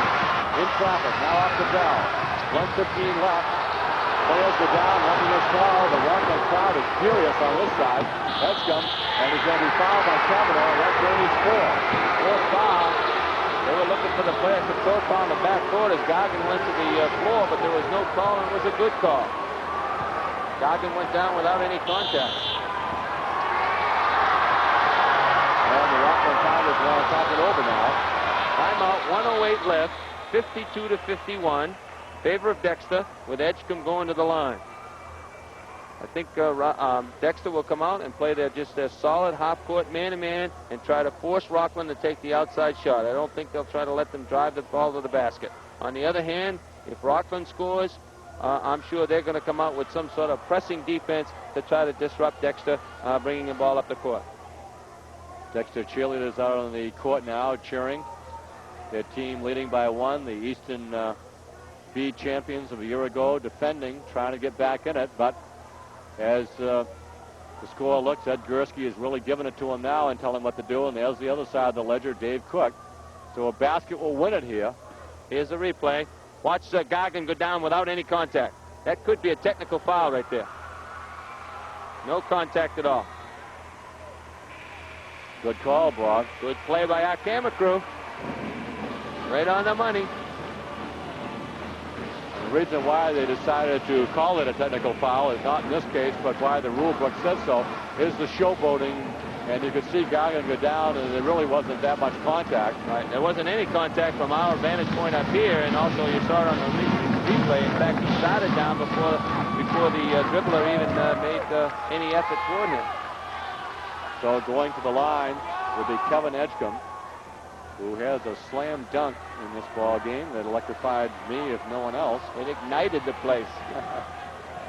And he's on the line for a pair now. One-on-one, excuse me. Shot is up. It's good. 53-51. Now it's a basket lead. Right. Big foul shot by Edgecombe to give him make the first one, to give him a second one, but also to put him in a position to put him up by 3. And it's no good. Rebound by Kavanaugh. So Rockland trails by 2, 53-51 with 1:04 left. Let's look for Goggin, Post, and Kavanaugh in this sequence. Goggin with it now, goes to Post. Post inside field, but pass to Malcolm, and he puts it in. There's where he traveled. He traveled with the basketball. A great pass that time, though. And in order to get his balance back, he had to take that extra step. And here it comes right here. We're going to see the pass come right here. Watch his step. See it? 1-2. And the whistle blows, and a 5-second foul is called on Dexter. And not to the pleasure of Ed Gursky. And Rockland will put in play. They trail by 2 with 53 seconds left. And a timeout is being asked for by Dave Cook again. Ed Gursky very displeased with that. He wanted to make sure that they got that ball on the court without the 5 seconds. Very, very precious now to hold on to the basketball. Do we turn into pumpkins at midnight? 53-51. 53 seconds left to go in the 4th quarter for Rockland and Dexter. Dexter will have to be on defense when they come out. Ed Gursky there, and there's Dave Cook. Dave with the diagram board. He'll lay it out for his team. There's Ed Gursky with the diagram board right here. He's saying, look, we got to defend the high post, and generally Kavanaugh would be on the high post. He's setting up his second player, then his third player. He may be going to his own. He may be looking at that 3-2 zone. He may be diagramming that on the board. Hopefully to catch Rockland off balance. Rockland may be coming out set up into a man-to-man offense, and Dexter comes out with the 3-2 zone defense. We'll see what happens as they line up. As the Rockland Tigers break out. And last-minute instructions for the Dexter Tigers by Ed Gursky. And it's going to be a shame whichever team loses this game, Bob. It's been such a fine basketball game. And Class B has been sensational in the last 4 years. It looks like zone. He may go to man to disguise things, but no, he's got him up. 3-2. 3-2 zone, and there's post. 48 seconds left, and back outside of Goggin. They got to start thinking about tying this game, not trying to win it at the last second. Exactly. Malcolm goes outside to Goggin. 38 seconds. They got to have a quicker shot than that. And there's a pass. It's taken by Post. Someone's got to get it in the air. It's 33 seconds left. 53-51. Goggin's going to go down the lane. Goggin's going to take the off-balance shot. It's a wild shot. Rebound taken by Dexter. There's going to be a foul called on Kavanaugh. So I don't see what the philosophy was there. No, it was a wild shot, but I want to make a point right here. That was a great save by Mark Haynes into his brother Mike on the tip ball on the long rebound. And there's Kavanaugh's fouled out. Right, and Kavanaugh's gone out. It was a wild shot by Goggin. He had a little bit more time, and he was kind of off balance, and he threw it up high off the glass.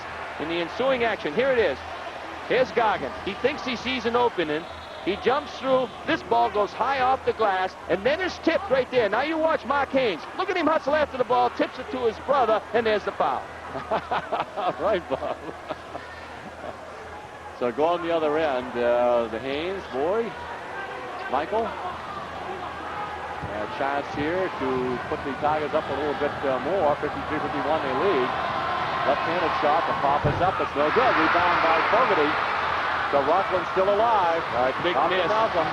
Malcolm starts down with it now. Goes to Goggin. 16 seconds left. And a timeout is called again. Mercy. Okay, let's try to set the stage. The last time there was a timeout, Dexter came out in a 3-2 zone. It kind of had Rockland disrupted and forced Goggin to take a wild shot. Will Ed Gursky continue the same tactic and come out with a 3-2 zone? It was pretty effective for him because it took Rockland an awful long time to recognize what Goggin thought was a good shot. He may come back with it. Again, the sly old fox that he is, he may just say, here he is now, diagramming on the board. It looks like he's going to come out with it because he's got a man on the elbow, and then that means the guy on the weak side drops down in if the ball goes into the corner. And if Post drives around, look like Post he had out there, drives around the top, then that man's got to come back out. So he may stay right with that zone.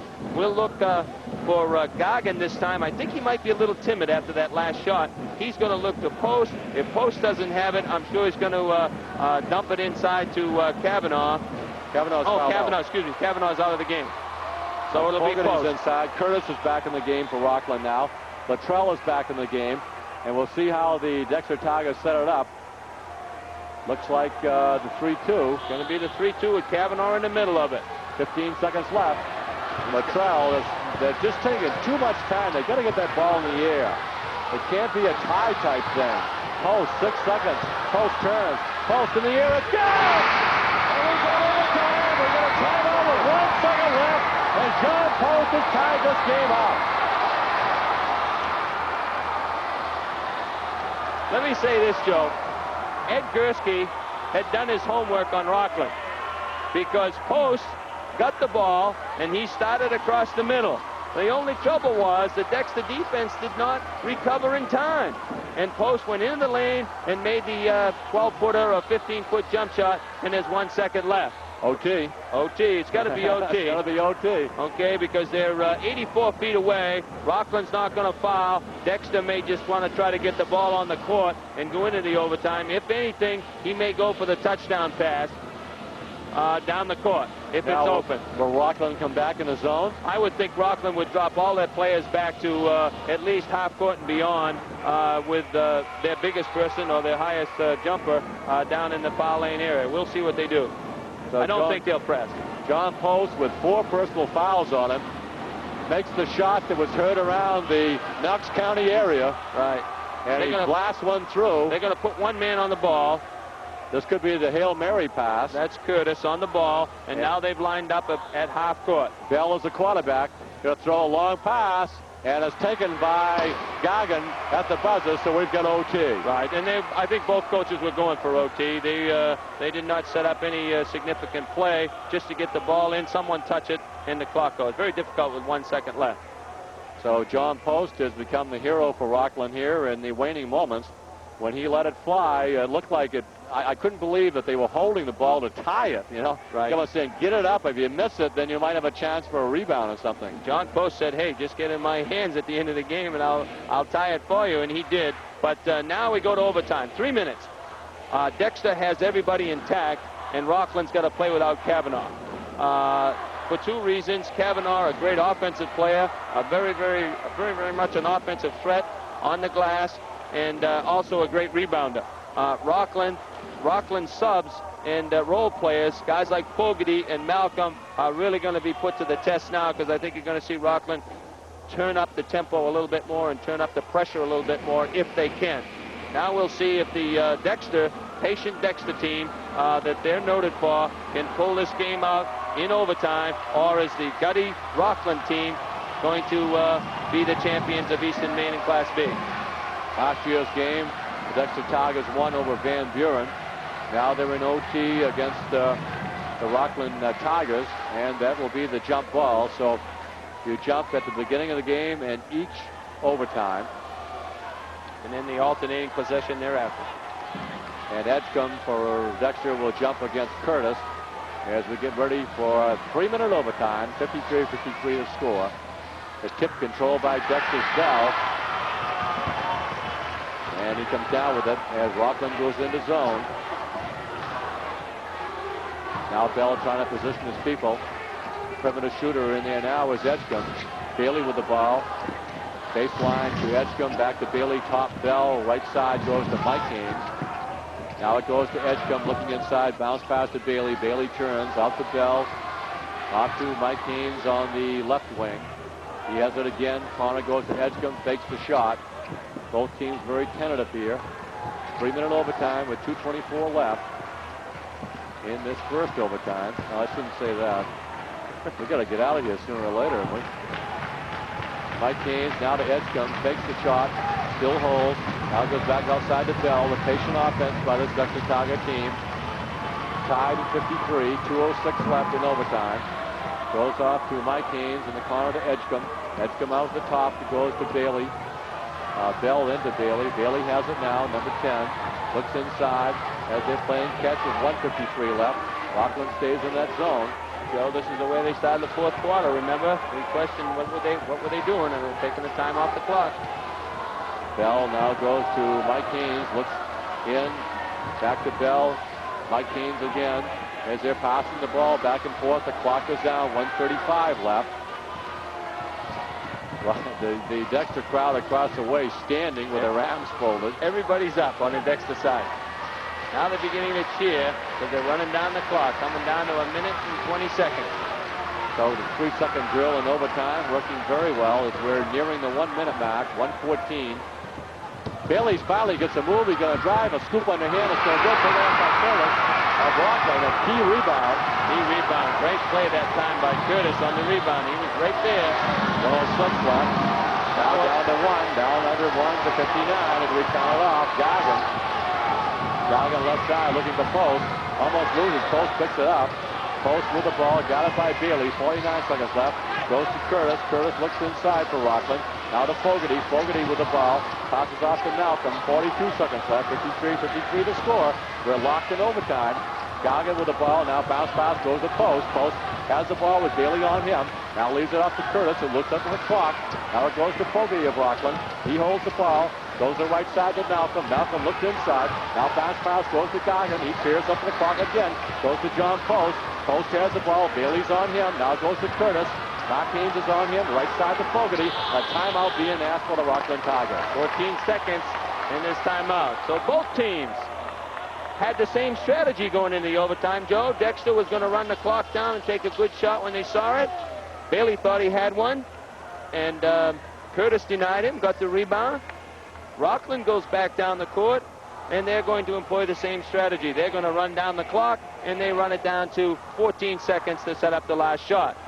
Can we have a post-retreat? Repeat.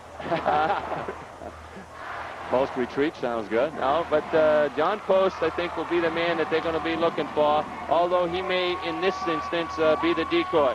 There's Ed Gursky setting up the defense for the Dexter Tiger. I don't think that they'll be in the 3-2 zone this time. I think they'll be in the man-to-man. They had a pretty good sequence of man-to-man. And there's David Cook, who's saying, hey, let's make sure we get a good shot. Don't turn the ball over. Don't create a player control foul where we'll lose the ball. Let's just get the last shot, and if we make it, we win.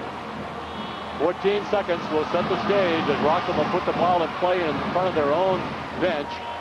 Here comes the man-to-man by Dexter.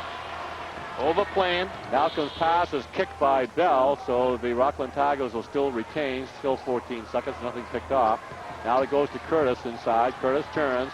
Curtis outside to Goggin, who's way out deep, as Mike Haynes comes out after him. Goggin goes down, stops, jump post, low ball, no good! Rebound comes out, it's going to Billy, 2 seconds, he can't pick it up. He's going to take the shot, and it's no good. And we got another overtime.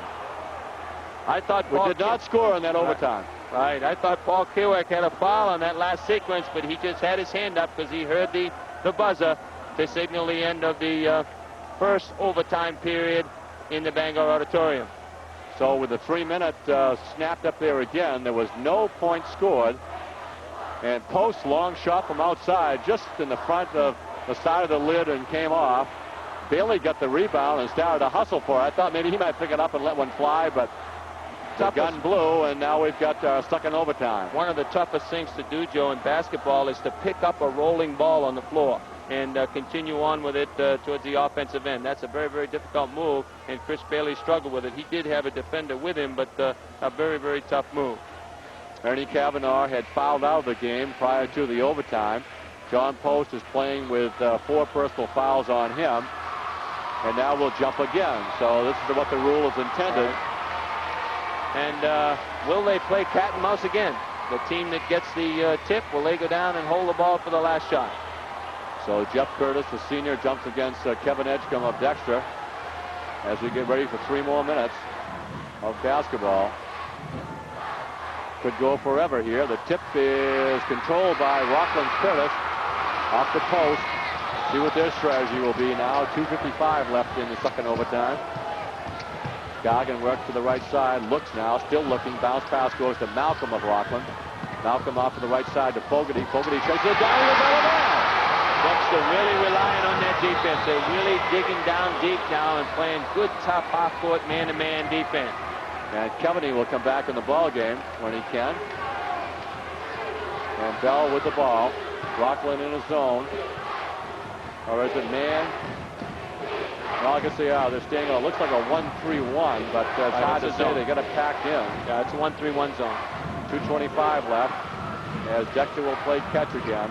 53-53 in our second overtime. If you just joined us at the bewitching hour here, or almost the bewitching hour. About time for that bat to come out, isn't it? And Dexter is going to take some clock down as there's 2:05 left, 53-53. Dexter's going to take nothing but a layup on the last shot if they can hold the ball this long. Bailey out to Bell as they just move the ball around. Mike Haynes is way out now, goes to Bell, 1:46 left. Pass almost intercepted by Fogarty, but Edgecombe has it, he puts it back.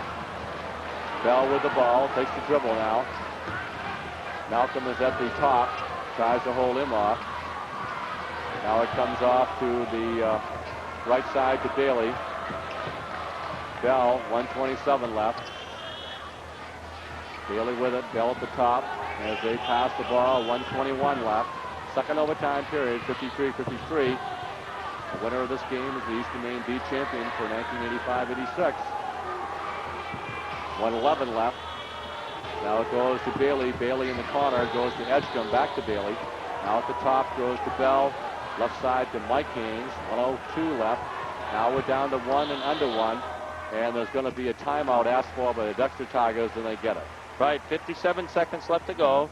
Score still tied, 53-53, and they're playing cat and mouse with the basketball.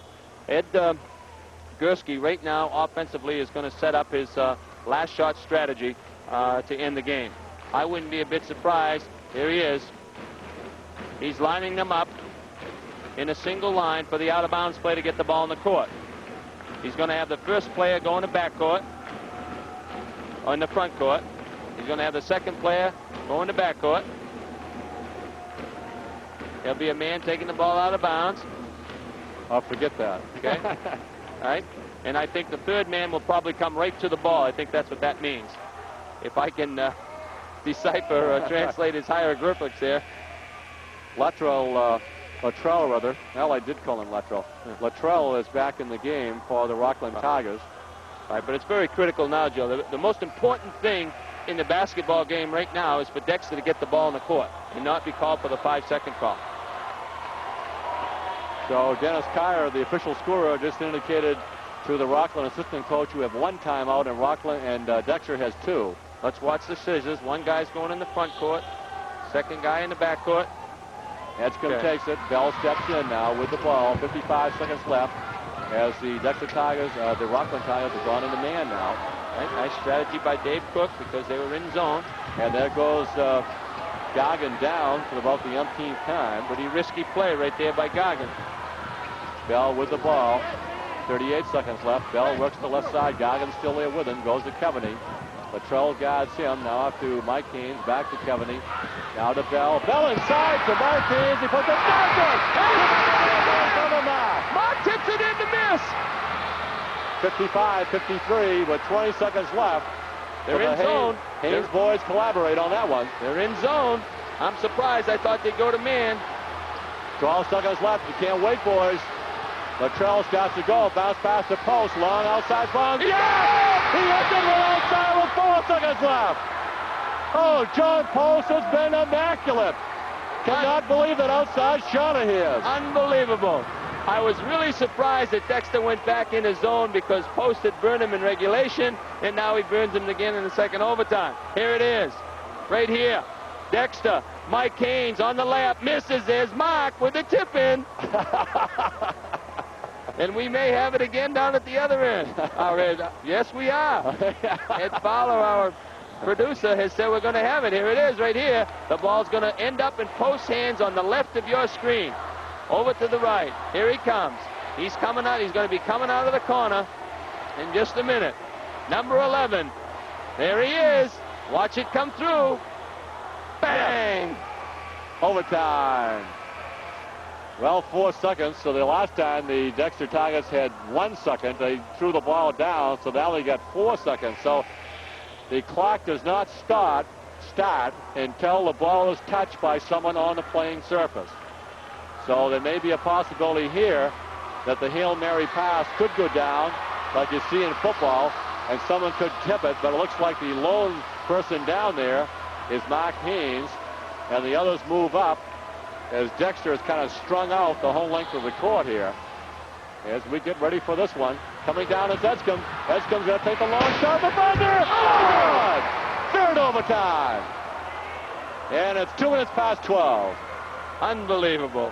Here at the Bangor Auditorium. We're going into what, third overtime? I think. Maybe a second. I don't know. Third overtime. Third overtime. Yeah, that's right. The second overtime was 53-53. And now the third overtime, we have a 55-55 score. So they both scored a basket. Post scored another very important basket. Kevaney will come back in for Dexter. Here's Ed Gursky. He's going right at it again. He's lining up his two players. What he'd like to do is get two players right beside each other so he could tip the ball between them and come up with the ball to start the third overtime period. He's got to make sure that he's got somebody in there that can get the tap and control the tap. And what they'll do is put two white shirts beside each other, hoping that Rockland will not slide in between and get the tip ball. Well, here we go, Revere. 3 minutes overtime here in the third overtime. We had a 53-53 tie at the end of the game. 53-53 the first overtime. 55-55 second overtime, and now we're going into the third. And reminding you again that John Post is playing with 4 personal fouls. Fogarty comes off. Now it goes to Goggin. And Dexter in man now. Goggin with the ball, looks around. Bounce pass goes to Malcolm. Malcolm holds the ball, starts pat way in. Cavity now is on Post, a little bit taller man for Post. Post has the ball right now. 2:41 left in third overtime. Bounce pass goes to Fogarty, stolen by Edgecombe, and a foul on Fogarty. Fogarty trying to get back into play. Edgecombe had the step on him, tried to get back into play and pushed off, and Edgecombe's going to go to the line for the 1-on-1. Little different strategy that time by Ed Gursky. He came out with a tough man-to-man, and Edgecombe proved to get the steal, and Fogarty fouls him. So Edgecombe goes to the line now with the possibility of cracking this game, winning it or doing something. 1-on-1. Edgecombe shot is up. It's no good. Rebound on Curtis. Off the post. I can't even remember what's happening in these overtimes. There's so much that's happened. Goggin starts down with it now. Goggin stops. Looks around. Comes to John Post. Kevin's on him. 2:21 left in the third overtime. So locked at 55 here. Right pass goes to Post. Post looks inside. Post starts. Holds the ball. Tells somebody to come out. Finally, Fogarty comes out. Now to Goggin on the right side. 55-55. There goes Goggin. Goggin's shot is up. It's no good. Rebound tip. It's taken off by Bell or Dexter. Kevany rather. And Kevany will bring down. So a missed shot by Goggin as Kevany comes down with the ball outside the Bell with 1:52 left here in third overtime. Andy Goggin had another opportunity, Joe. It just went by the board on him, and Dexter rebounds in the corner. The long rebound went out to the corner, and Kevany came up with it. Now Dexter's going into their control game. They're going to run down the clock again unless Rockland comes out. 1:32 left. Edgecombe to Bell, just playing pass down the corner. Kevany. We've seen this so many times in the overtime, it's almost redundant now as each team plays for the last shot. As Kevany comes out now, along with Edgecombe. Bounce pass goes out to Bell. Now they're in a 1-2-2 zone. Excuse me, Joe. They're in a 1-2-2 zone. Malcolm way out at the top, looking for some sort of an errant pass is Malcolm, and also the Rockland defense does not want to make a mistake here. Kevany with the ball, Bell at the top. He's flirting with that backcourt that's right behind him. The Rockland fans in front of us are standing hollering, boring. Boring. 44 seconds left now. 55-55 the score. Rockland still in the zone. 1-2-2. Gets down to about 15 seconds, 20 to 15 seconds. You'll see Ed Gursky take a timeout. Kerwalk, you see him start the count. And Bell gives the ball, and he passes off to Edgecombe. The count goes off from the midcourt to the front court area. Now looking around, back to Edgecombe. See that blue line now they're picking there. up man-to-man with 15 seconds left. Okay, man-to-man, 15 seconds. Bell's going to go. He turns to the foul line now. 10 seconds left. Bell with the ball to Edgecombe. Edgecombe looks up, 8 seconds. Off to Kevany. Kevany's long shot. Yeah! He scores with 3 seconds, and Rockland wants timeout. Kevany hits the one from the side. Marty Kevany, number 20 for Dexter. A 6'1" junior forward. Drilled a 20-foot jump shot from the corner, and Dexter goes ahead 57-55 with 3 seconds to go in the third overtime here at the Bangor Auditorium. So Dexter will have their last chance. Now you have to get back and think what each team is going to do. Here it is. Here it is. They went man-to-man. Here comes Kevany in the corner. Up it goes. Tickles the twines for 2. Tinkles the twines. Tickles. Oh, tickles. All right, now Ed Gursky is setting the defense. But Dexter, I'm sure he's going to have a man on the basketball because Rockland will probably throw the long bomb, try to get it in the crowd, try to maybe pick up the foul if they can, or maybe even get a tip ball, a loose ball off the long throw-in and try to score. So the buzzer is ringing for whatever reason. I guess he's trying to get him off the floor. Yeah, they want to bring him back on the floor. Let's see if Edgecombe stays in the game, and he may guard the man out of bounds with the ball. Yeah, So Post, who is a very good arm, can rifle one. 3 seconds left. The ball clock does not start. Now it goes off, and another timeout is being asked. And they ate up 1 second. So Post pass went to Goggin right in front of the scorer's table, and that's where they'll get the ball out of bounds. They'll get the basketball at least 40 feet closer to the basket, Joe, and now they can set up with a long pass down in the corners or to the top of the key and get a shot off with 2 seconds. Plenty of time to get a shot off. It's just a question of where it's going to come from. Now we'll see what here we are again back in the huddle of Ed Gursky. Ed Gursky's got 2 men on the elbows. He's going to put 2 men deep, it looks like, and he's going to have a rover somewhere. I don't know if the rover is going to be out front or on the sides. He's saying that the ball is probably going to come down the sideline for a shot, and I would imagine Mr. Post is going to be somewhere on the receiving end of the ball. That time he took the ball out of bounds the first time, but now he's out at midcourt, right by the center jump circle. You see him right in the middle of your camera, of your picture, excuse me, middle of our camera, number 11. Rockland looks like they're set too far out. Right, and Keaveney looks like he's going to take him man-to-man. I think he's going to go in the backcourt. Here he comes. Looking for Post. Now they're going to go to Goggin. 2 seconds left. Goggin's long shot. It's good! It's going in! I can't believe it! The 4th overtime! We're going to this is unreal. There is bedlam on the floor. Look at the Rockland kids. They're all over Goggin. He's down on the floor. They're taking him back. Oh, my gracious. And Goggin, who had missed a shot in the first overtime, had missed another shot in the 3rd overtime, makes a 25-footer to send us to the 4th overtime here at the Bangor Auditorium. 57-57. And I don't know if the Rockland kids will ever get back to the high school tonight. This is the 4th overtime coming up. Unbelievable, Joe. What a basketball game. A regular season Bangor Baths game that went 6 overtimes here at the auditorium. And this in Eastern Maine B final is 4 overtimes. I don't remember, as far as I go back into the 50s, here it is. There's Goggin. He lets it fly. He's outside the 3-second line. Bang!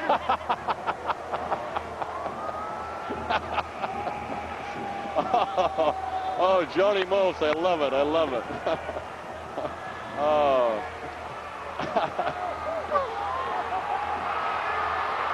They get ready to start again with another jump ball. Whoever gets the tip now, they'll probably stall it right down for the last shot. Right. 4th overtime. We got Edgecombe jumping against Curtis again, Joe. 55-55 in the 2nd overtime, 3rd overtime, 57-57. And the tip controlled by Dexter's Mike Haynes. Great strategy by Dave Cook. Let's give him some credit. He had 3 seconds left. He took 1 second to half court, and then he got it in. Post was guarded, and Goggin made the long shot to tie it. Pass goes inside to Mark Haynes up off the glass. No good. Rebound by Curtis. Loses the ball taken by Keaveney. Keaveney falls down. Now it's going to be a tie-up, and the ball will go to Rockland. Rockland because Dexter got the tip. Little different strategy that time. Dexter got the ball, and the offensive end went right to the basket with it. They didn't hold it out. Let's see what Rockland does. So Mike Haynes comes up on Goggin. Goggin starts down to the front court area, looks around for help, falls down, and they'll call it the problem. Lost his balance that time. Good defense, though. Danny Goggin playing a little bit out of control that time. Good defense by Dexter as they retain possession. Backcourt, it goes to Edgecombe. Edgecombe guarded by Malcolm. Now it comes off to Keaveney, guarded by Latrell. Keaveney still in the backcourt. The count is still on. Now he gets a pass to Bell. Bell goes out to Edgecombe with 2:17 left in the 4th overtime. Now Rockland is playing good tight man-to-man defense. They're not back in that zone. Holding over the head. Bell looking inside. Now goes to Edgecombe, guarded by Malcolm. Dexter in their motion offense, Joe, underneath. Goggin stays outside. He's guarding Bell. Now it goes off to Keaveney, corner to Edgecombe. Edgecombe guarded by Malcolm. At the top to Bell. Goggins there with him. Now Mark Haynes with Post on him. Post moves with him to the right side as Mike Haynes is guarded by Curtis. Goes back outside to Bell. 1:42 left in 4th overtime. Goggin almost stole it. Picked up by Bell. A little flick that time on defense to get it away from Bell. I think he hurt his, looked like he hurt his ankle too on that play. That's the left ankle that bothered him in the first game. Now Keaveney back to Bell. 1:27 left. Each overtime you add 1 timeout. It's hard to know at this point how many timeouts that each team has. Rockland relaxing just a little bit on defense. Mike Gaines goes and he puts it in. 59-57. 1:11 left. And how many times can they go to the well? They've been a lot tonight, Joe. Well, we've had a well here all night. As the bucket still hangs high above the auditorium. 59 seconds left. Now to Malcolm. Malcolm looks around, goes off to Luttrell. Luttrell holds it over his head.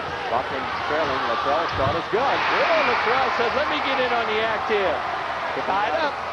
46 seconds left. 59-59. Bell starts down with it now. Goggins on him. Clock ticks down to 37 seconds. Tied at 59. I think we'll see a timeout somewhere around 20 to 15 seconds by Dexter. Both these teams must be dog-tired. But they're athletes, and one of them wants to go away a winner. Will it be Dexter? Will it be Rockland? 16 seconds left. Mike Gaines with the ball. Takes the one bounce, looks now. Now finally goes to Edgecombe. 9 seconds left. Here we go. Crunch time, boys and girls. Bell's got to go, and there'll be a foul on Goggin. Foul on Goggin. Stevie Bell going to the line. 4 seconds left. Danny Goggin trying for the steal.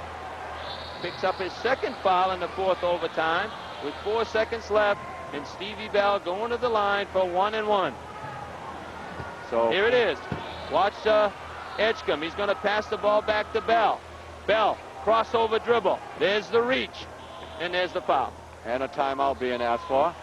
With 4 seconds in the fourth overtime, 59-59. Rockland called a timeout? I believe they did. Yes, they did. Okay, so that means Dexter's got one more. So now they'll play for the foul shot. And who's on the line? Bell. Bell. Stevie Bell can can in too. Then we got some statistics here, and Bell for Dexter is an 84.6 foul shooter for the Dexter Tigers. So he's on the line for Dexter to break this tie of 59-59 in the fourth overtime with 4 seconds left to go. Looks like that Fogarty checked in for the Rockland Tigers. Corey Fogarty. 4 seconds left. Get a 1-on-1 coming up with Bell for Dexter. As the Dexter Tigers break out first. They're passing fans across the way, stand to cheer them on.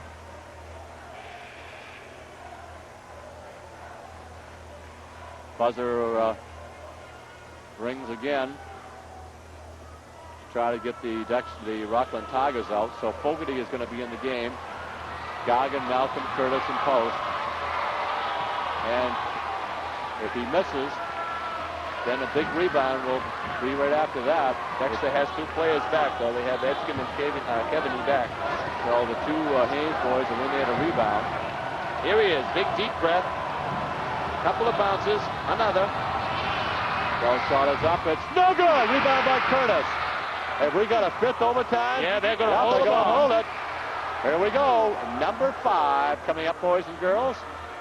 And the fourth overtime ends up 59-59. Rockland elected Joe not to go down the court and take the shot. Interesting concept by Dave Cook, the Rockland coach, not to go down and try to get the final shot off. I'm really not sure why he didn't do that, but it was very, very interesting that he didn't do it. There he is, talking to his team, really coaching hard. Dave Cook and Ed Gursky have really done an outstanding job here tonight, not only with preparing their teams, but you don't prepare your teams for 5 overtimes. You just don't do that, okay? Never in their fondest dreams would they have thought they would be in the 5th overtime in the Eastern Maine Class B final, 1986. Luttrell will check back in for the Rockland Tigers as Fogarty leaves. And the 2 Haynes boys, Kevin E. Bell and Edgecombe, back in the game now. Dexter. Joe, there's been a great relationship has been established here tonight between Rockland and Dexter. They're really going at each other, but they all came out and shook hands again. So they get ready for the 5th overtime. If you just joined us. And the tip control by the Dexter Tigers again. So we'll see if they run the clock down one more time. 2:55 left. As the Rockland team goes into man now. Right side goes to Edgecombe. Edgecombe looks out. Kevany inside to Mike Haynes. Back outside to Kevany. Inside to Mike. Mike's going to turn. Left-hand shot is around. No good. Rebound by Martins. He puts it up no good. And Post comes off of the rebound for the Rockland Tigers. Long pass to Goggin. Oh, he does save it, but he comes back out. Looked like it might have got out of his grasp. What a catch. What a catch by Goggin, Joe. Malcolm with the ball. Now pass off Luttrell. He will not take the shot. 2:19 left here in the 5th overtime of the Eastern B Championship Final here at the Bangor Auditorium. 2:12 left. Now it goes to Malcolm. Bell goes for the steal. Malcolm's the shot. Malcolm bangs it. He's got it. Now they're coming out with a press. They've changed their strategy. Now they're going full court man-to-man against Dexter with the lead. Rockland leads by a score of 61-59 with 1:56 left. And I don't imagine anyone's gone away from the chairs. If you're sitting in your living room, you're seeing the great one. Bell with the ball. Goggin after him. Bell stops, fakes now, gives off to Kevany. 1:42 left. Now comes in the middle to Mike Haynes. Mike Haynes turns, looks around. They're going to call a travel. Well, if he'd have passed the ball before he made the last fake, I think he'd have been all right. Now Dexter. Now Rockland in control with the lead. 1:35 left. Dave Cook tells them to spread out. They're going four corners, Joe. Now they're going their four corners, depending on their ball handlers right now. Goggin starts down to the middle and now comes back outside. Luttrell with the ball for Rockland. Luttrell starts down the middle. Luttrell's bounce pass goes to Curtis. He gets it back out. Now way out deep to post. Over across to Goggin. 1:13 left in this 5th overtime. Goggin goes to lay it up and it's no good. Missed it. Rebound by Mark Haynes. Oh, a tough shot that time. 1:04 left. Rockland leads 61-59. Coming down now is Bell. Bell with it. Left side goes to Mike Haynes. He looks inside, back outside to Bell. 55 seconds left.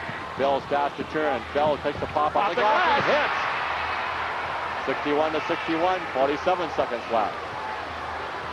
Can we last? Of course we can last. They'll run 4 more miles, I guess. Goggin comes up. Switches hands. Starts down the middle. Goes all the way in. Puts it up. No good. Rebound. Big rebound again by Mark Haynes. Haynes has come off with 2 real strong rebounds here in this 5th overtime. Great drive that time by Goggin. He was kind of in control that time. Just couldn't put it down. 23 seconds left. Bell stops the drive. Bell stops. Passes off to Mark Haynes. Leaves there for Kevany. Kevany puts it up and in. What a great pass off the baseline from Mark Haynes to Kevany. 12 seconds, Joe. Post starts down. Post is going to start. Takes the pop. It's up. It's no good. Rebound tipped around. Mike Haynes comes off the rebound. 5 seconds. And there's a foul being called on Goggin. And that might do it. That is on Goggin, isn't it? Yeah, good hustle, though, to try to stop that clock to Danny Goggin. He is exhausted. Danny Goggin coming back into the play. That's his 4th personal foul. Mike Haynes going to the foul line. Put this away. Was it a 1-and-1 or a 2-shot foul? I didn't catch it. I don't know. It looked like a 1-and-1, but here it is right here. Look at the pass. Here comes Kevany. Just lays it in off the glass. Another heady play by one of the Haynes boys. So we'll find out when we come back to the foul line down at this end if Mike Haynes will have 2, which will take the pressure off him certainly. 5 seconds left, so you have to think if the foul shot's missed, and there's the setup play right here by Dave Cook. Here it is.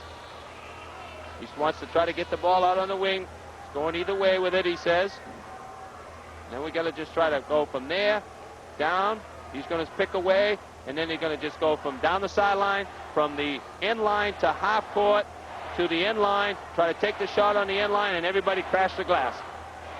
Well, you have to look at 2 retired officials down there, Paul Kerwak from Fort Kent and Mike Cody from Ashland, and they have done an excellent job in this game. Outstanding job in a very, very physical game. We knew, Joe, that it was going to be very physical coming in. It has been. It hasn't been dirty. It hasn't been chippy. It's just been a physical game with a lot of contact. Fogarty back in the game, Corey Fogarty. Curtis will take the position as Edgecombe, along with Kevany, goes down to the other end to protect the basket down there. So 1-1 here for Mr. Mike Haynes. And Mike Haynes, if he drops 2, that will just about do it because it's academic then. They can let the clock run out. Right, all he needs is 1. So he gets ready for it. The shot is up and it's no good. Curtis gets the ball now. Here it is down the sideline. Goggin's pass. Gets away by Edgecombe. And the time is run out. The time is run out. 63-61. Dexter wins in 5 overtimes, Bob. Joe, let me repeat. Let me wrap up just a minute. We started at 7:05 p.m. We had a rain delay. The rain delay inside lasted for 1 hour and 14 minutes. The genie came in. Rick Bronson went to the roof of the auditorium, fixed the leak. Holton won their 5th Eastern Maine crown, and in 5 overtimes, Dexter repeats as the Eastern Maine Class B champion. It is 12:26 a.m. Thank you. Thank you is right. 5 overtimes. As when they unravel down there, we will get the presentations. Dexter led at the end of 1 quarter of play, 14-12. They led at halftime, 25-22. At the end of 3, they led by 2, 41-39. Then we were locked in regulation at 53. The first overtime, there was no score. It stayed at 53. The second overtime, a basket by each side, it stayed at 55. The third overtime, a basket by each, it stayed at 57. The fourth overtime, a basket by each, it stayed at 59. And finally, it's broken here as the Dexter Tigers retain their title, Eastern Maine champions, by a score of 63-61 in a very memorable 5 overtime Eastern Maine B final. Snowing outside, raining inside, and the 2 Haynes boys at both ends of the court are now taking down the nets as we get ready for the presentations. Joe, this is going to be one of the most memorable nights in all of high school basketball that we witnessed tonight, simply because of some of the distractions. And there they are. There's Mr. Haynes right there. That's Mark, who's up getting the net, down with his teammates as they repeat as Eastern Maine champions Class B, and will go to the state championship right back here next Friday night for the state title. But as I was saying, there were distractions all over the place. The teams were delayed in their start. It delayed the start of this game. The coaches had great common sense in getting their kids prepared for this game, because there was an awful lot of pressure on them. There was an hour and 14-minute delay. There was the awards presentation after the girls' game, and these kids come out here and put on a 5 overtime contest, a tribute to them, a tribute to their coaches. And another thing, too, Ernie Cavanaugh did not see those overtimes, so if he had stayed in the game, you wonder what might have happened. But that's all. The ifs came true. We'd all be millionaires.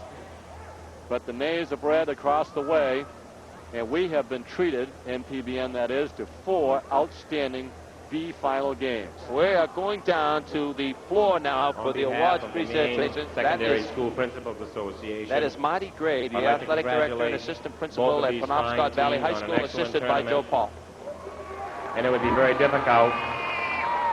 It'd be very difficult to find words that would describe the basketball game tonight. Without a doubt, it's the finest Class B final that we've ever witnessed in this auditorium.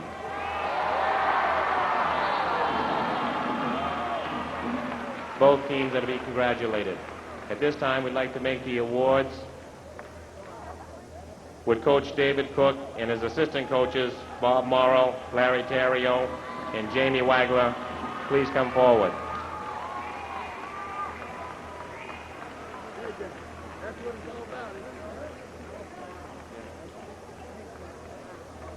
First, we'll present the awards to the managers. Tim Sternberg.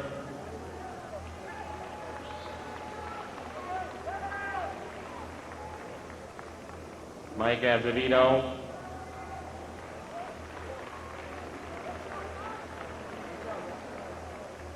Matt Cook.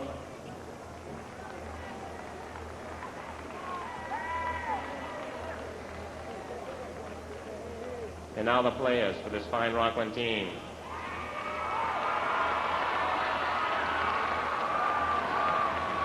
Chris Carpenter.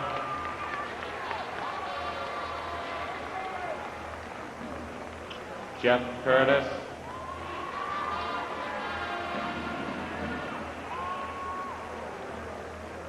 Corey Fogarty.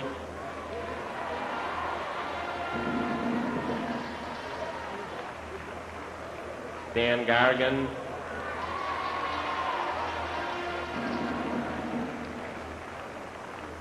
Sean Hillgrove.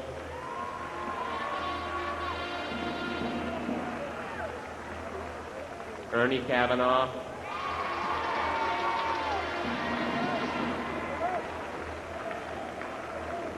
Kevin Luttrell,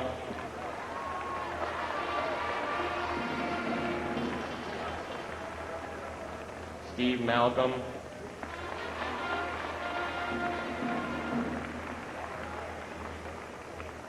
Peter Merriam,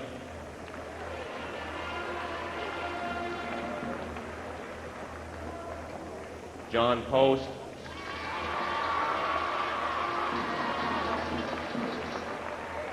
Brent Rittersdorf,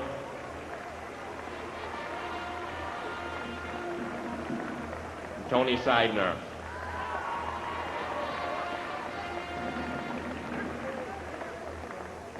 Would the co-captains please come forward?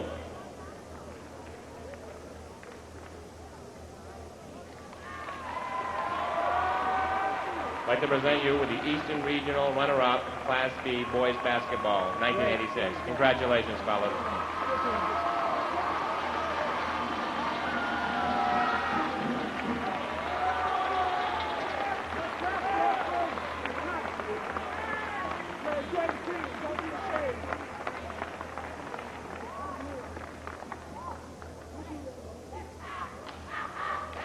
Would Coach Ed Gursky and his assistant coaches, Lloyd Connors and Peter Murray, please come forward.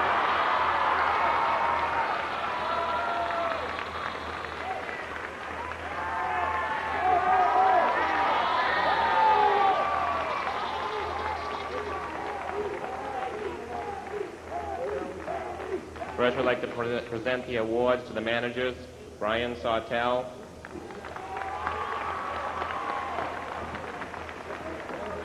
John Greaves,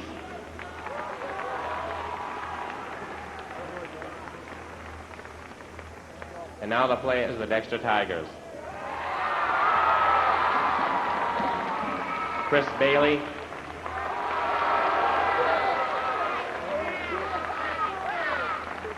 Steve Bell,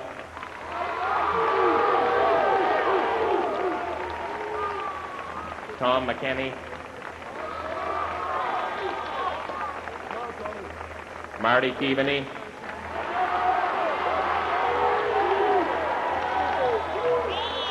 Chris Terrio,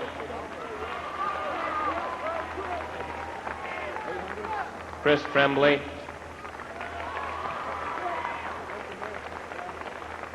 Jeff Parola, Mike Haynes,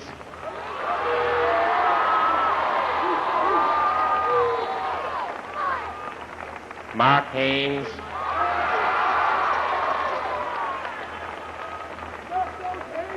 Kevin Edgecombe,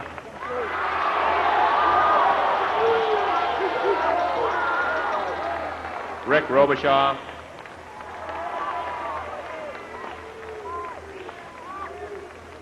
Kevin Williams,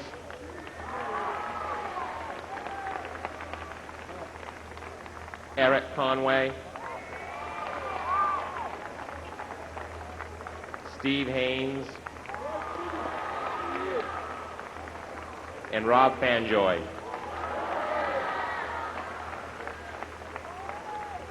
Would the co-captains of the Eastern Maine champions please come forward?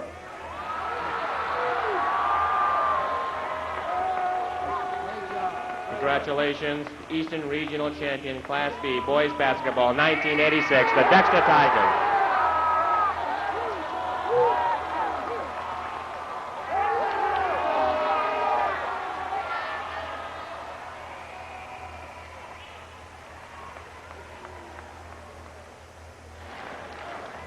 Well, a fitting tribute to a very fine basketball team, and the Haynes boys have not been losers, I don't think, in anything, have they? I don't think so, Joe. Certainly they and also other members of that team a tribute to their school and their community and also their parents. Tremendous outpouring of congratulations here, and one of the most sportsmanlike things I've seen in a long time in the tournament, and I mentioned it during the show, during the game, that I thought there was a tremendous mutual relationship that had grown between those two teams during the game, and to a man, the Rockland Tigers stood and applauded the Dexter Tigers as they received their award, and that was certainly a fitting tribute to the battle that went on here tonight. as the Tigers now take their position for some pictures, as Bill McManus waits on the sideline to talk to Ed Gursky. As you can see, the championship trophy there. And they'd like to get that one next week. I'd like that gold ball. They were beaten by a very fine Lake Region team. And I can remember the Lake Region team came out down 14 and outscored Dexter 17-3 in that very important third period down at the Augusta Civic Center a year ago. Ed Gursky was a Winslow basketball player. And the reception is still on at Rockland, as we're getting about 25 of 1. Taking the pictures now. Rockland Tigers going down to defeat against Dexter 63-61 in 5 overtimes. And that has been unheard of, I think, here at the auditorium, as much as I can recollect, an overtime game in a tournament. And they've changed strategies here and there. The first time out, you could see that Dexter would run the clock down to about 25, 30 seconds before they went for the shot. Then the next time came right out at it, and then changed again, and just a lot of things. I think the game was so exciting that everything meant so much that neither team deserved to lose the ball game, although one team had to. I don't think there are any losers in that game, Joe. Just one team came up short on points. So Ed Gursky now is getting ready to come over to talk to Bill McManus. Bill's got his red on tonight, too. Now, Bill's got his Dexter red on. You got your red on. I've got black. It must be Holton. Okay, Bill. Thank you, Joe. Ed, I don't know what to say after that, but congratulations. Well, thank you very much. I didn't think the game would ever end. I kept asking my assistants, how many timeouts does this one make? And they didn't know. They lost track after 2. Ed, hell of a ball game. I don't know if you can really single out one key person either for Rockland or for Dexter, but just a fabulous game. Well, when Kavanaugh fouled out, it made it more even ball game. He's very, very tough, and he's a super quick ball player for his size. But once he fouled out, I had the confidence, and I think we were pretty fortunate that we were able to stay with him and keep it going in an overtime. They really got hurt with him fouling out. Ed, do you think the turning point, because your club was kind of sitting back and forth, Rockland took the lead, and all of a sudden the big boy went down and stuffed one, and that just brought that red and white over there just right out of the stands? Well, I don't know if it had any effect on them, but it certainly had effect on our kids. We knew that Kevin could stuff a ball, and he's had a couple chances, but he didn't dare to. But today he did it. I don't know what the turning point was. We got a lead. They got a lead. They shot tremendous. They are very excellent shooters. I knew they were quick. I knew they were good shooters. We took their shot charts against Holton, and I don't think they missed more than 2 or 3 shots each period. They're just a super ball club, and we were fortunate that we were able to stay with them. Well, Ed, I know you're going to have an awful lot of fun, because on behalf of MPBN, we want to present you with this videotape. And when you listen to that, you got to listen to Joe Gould and Bob Leahy, because they went right out of their sneakers up there doing a lot of hollering when some of those shots went through. And we want to wish you the best of luck in the state championship game. Well, thank you very much. You know, this will come in handy, because a lot of people set their VCR for 9 to 11, and they missed a lot of ball games, so I think this will come in very handy. Thank you very much. I think we got to go through 2 tapes, Ed, because you kept going on and on. Good luck to you in the state game. Okay, thank you, Bill. Joe? Okay, Bill, thank you very much. And remember, tomorrow we're going to be back again with girls class.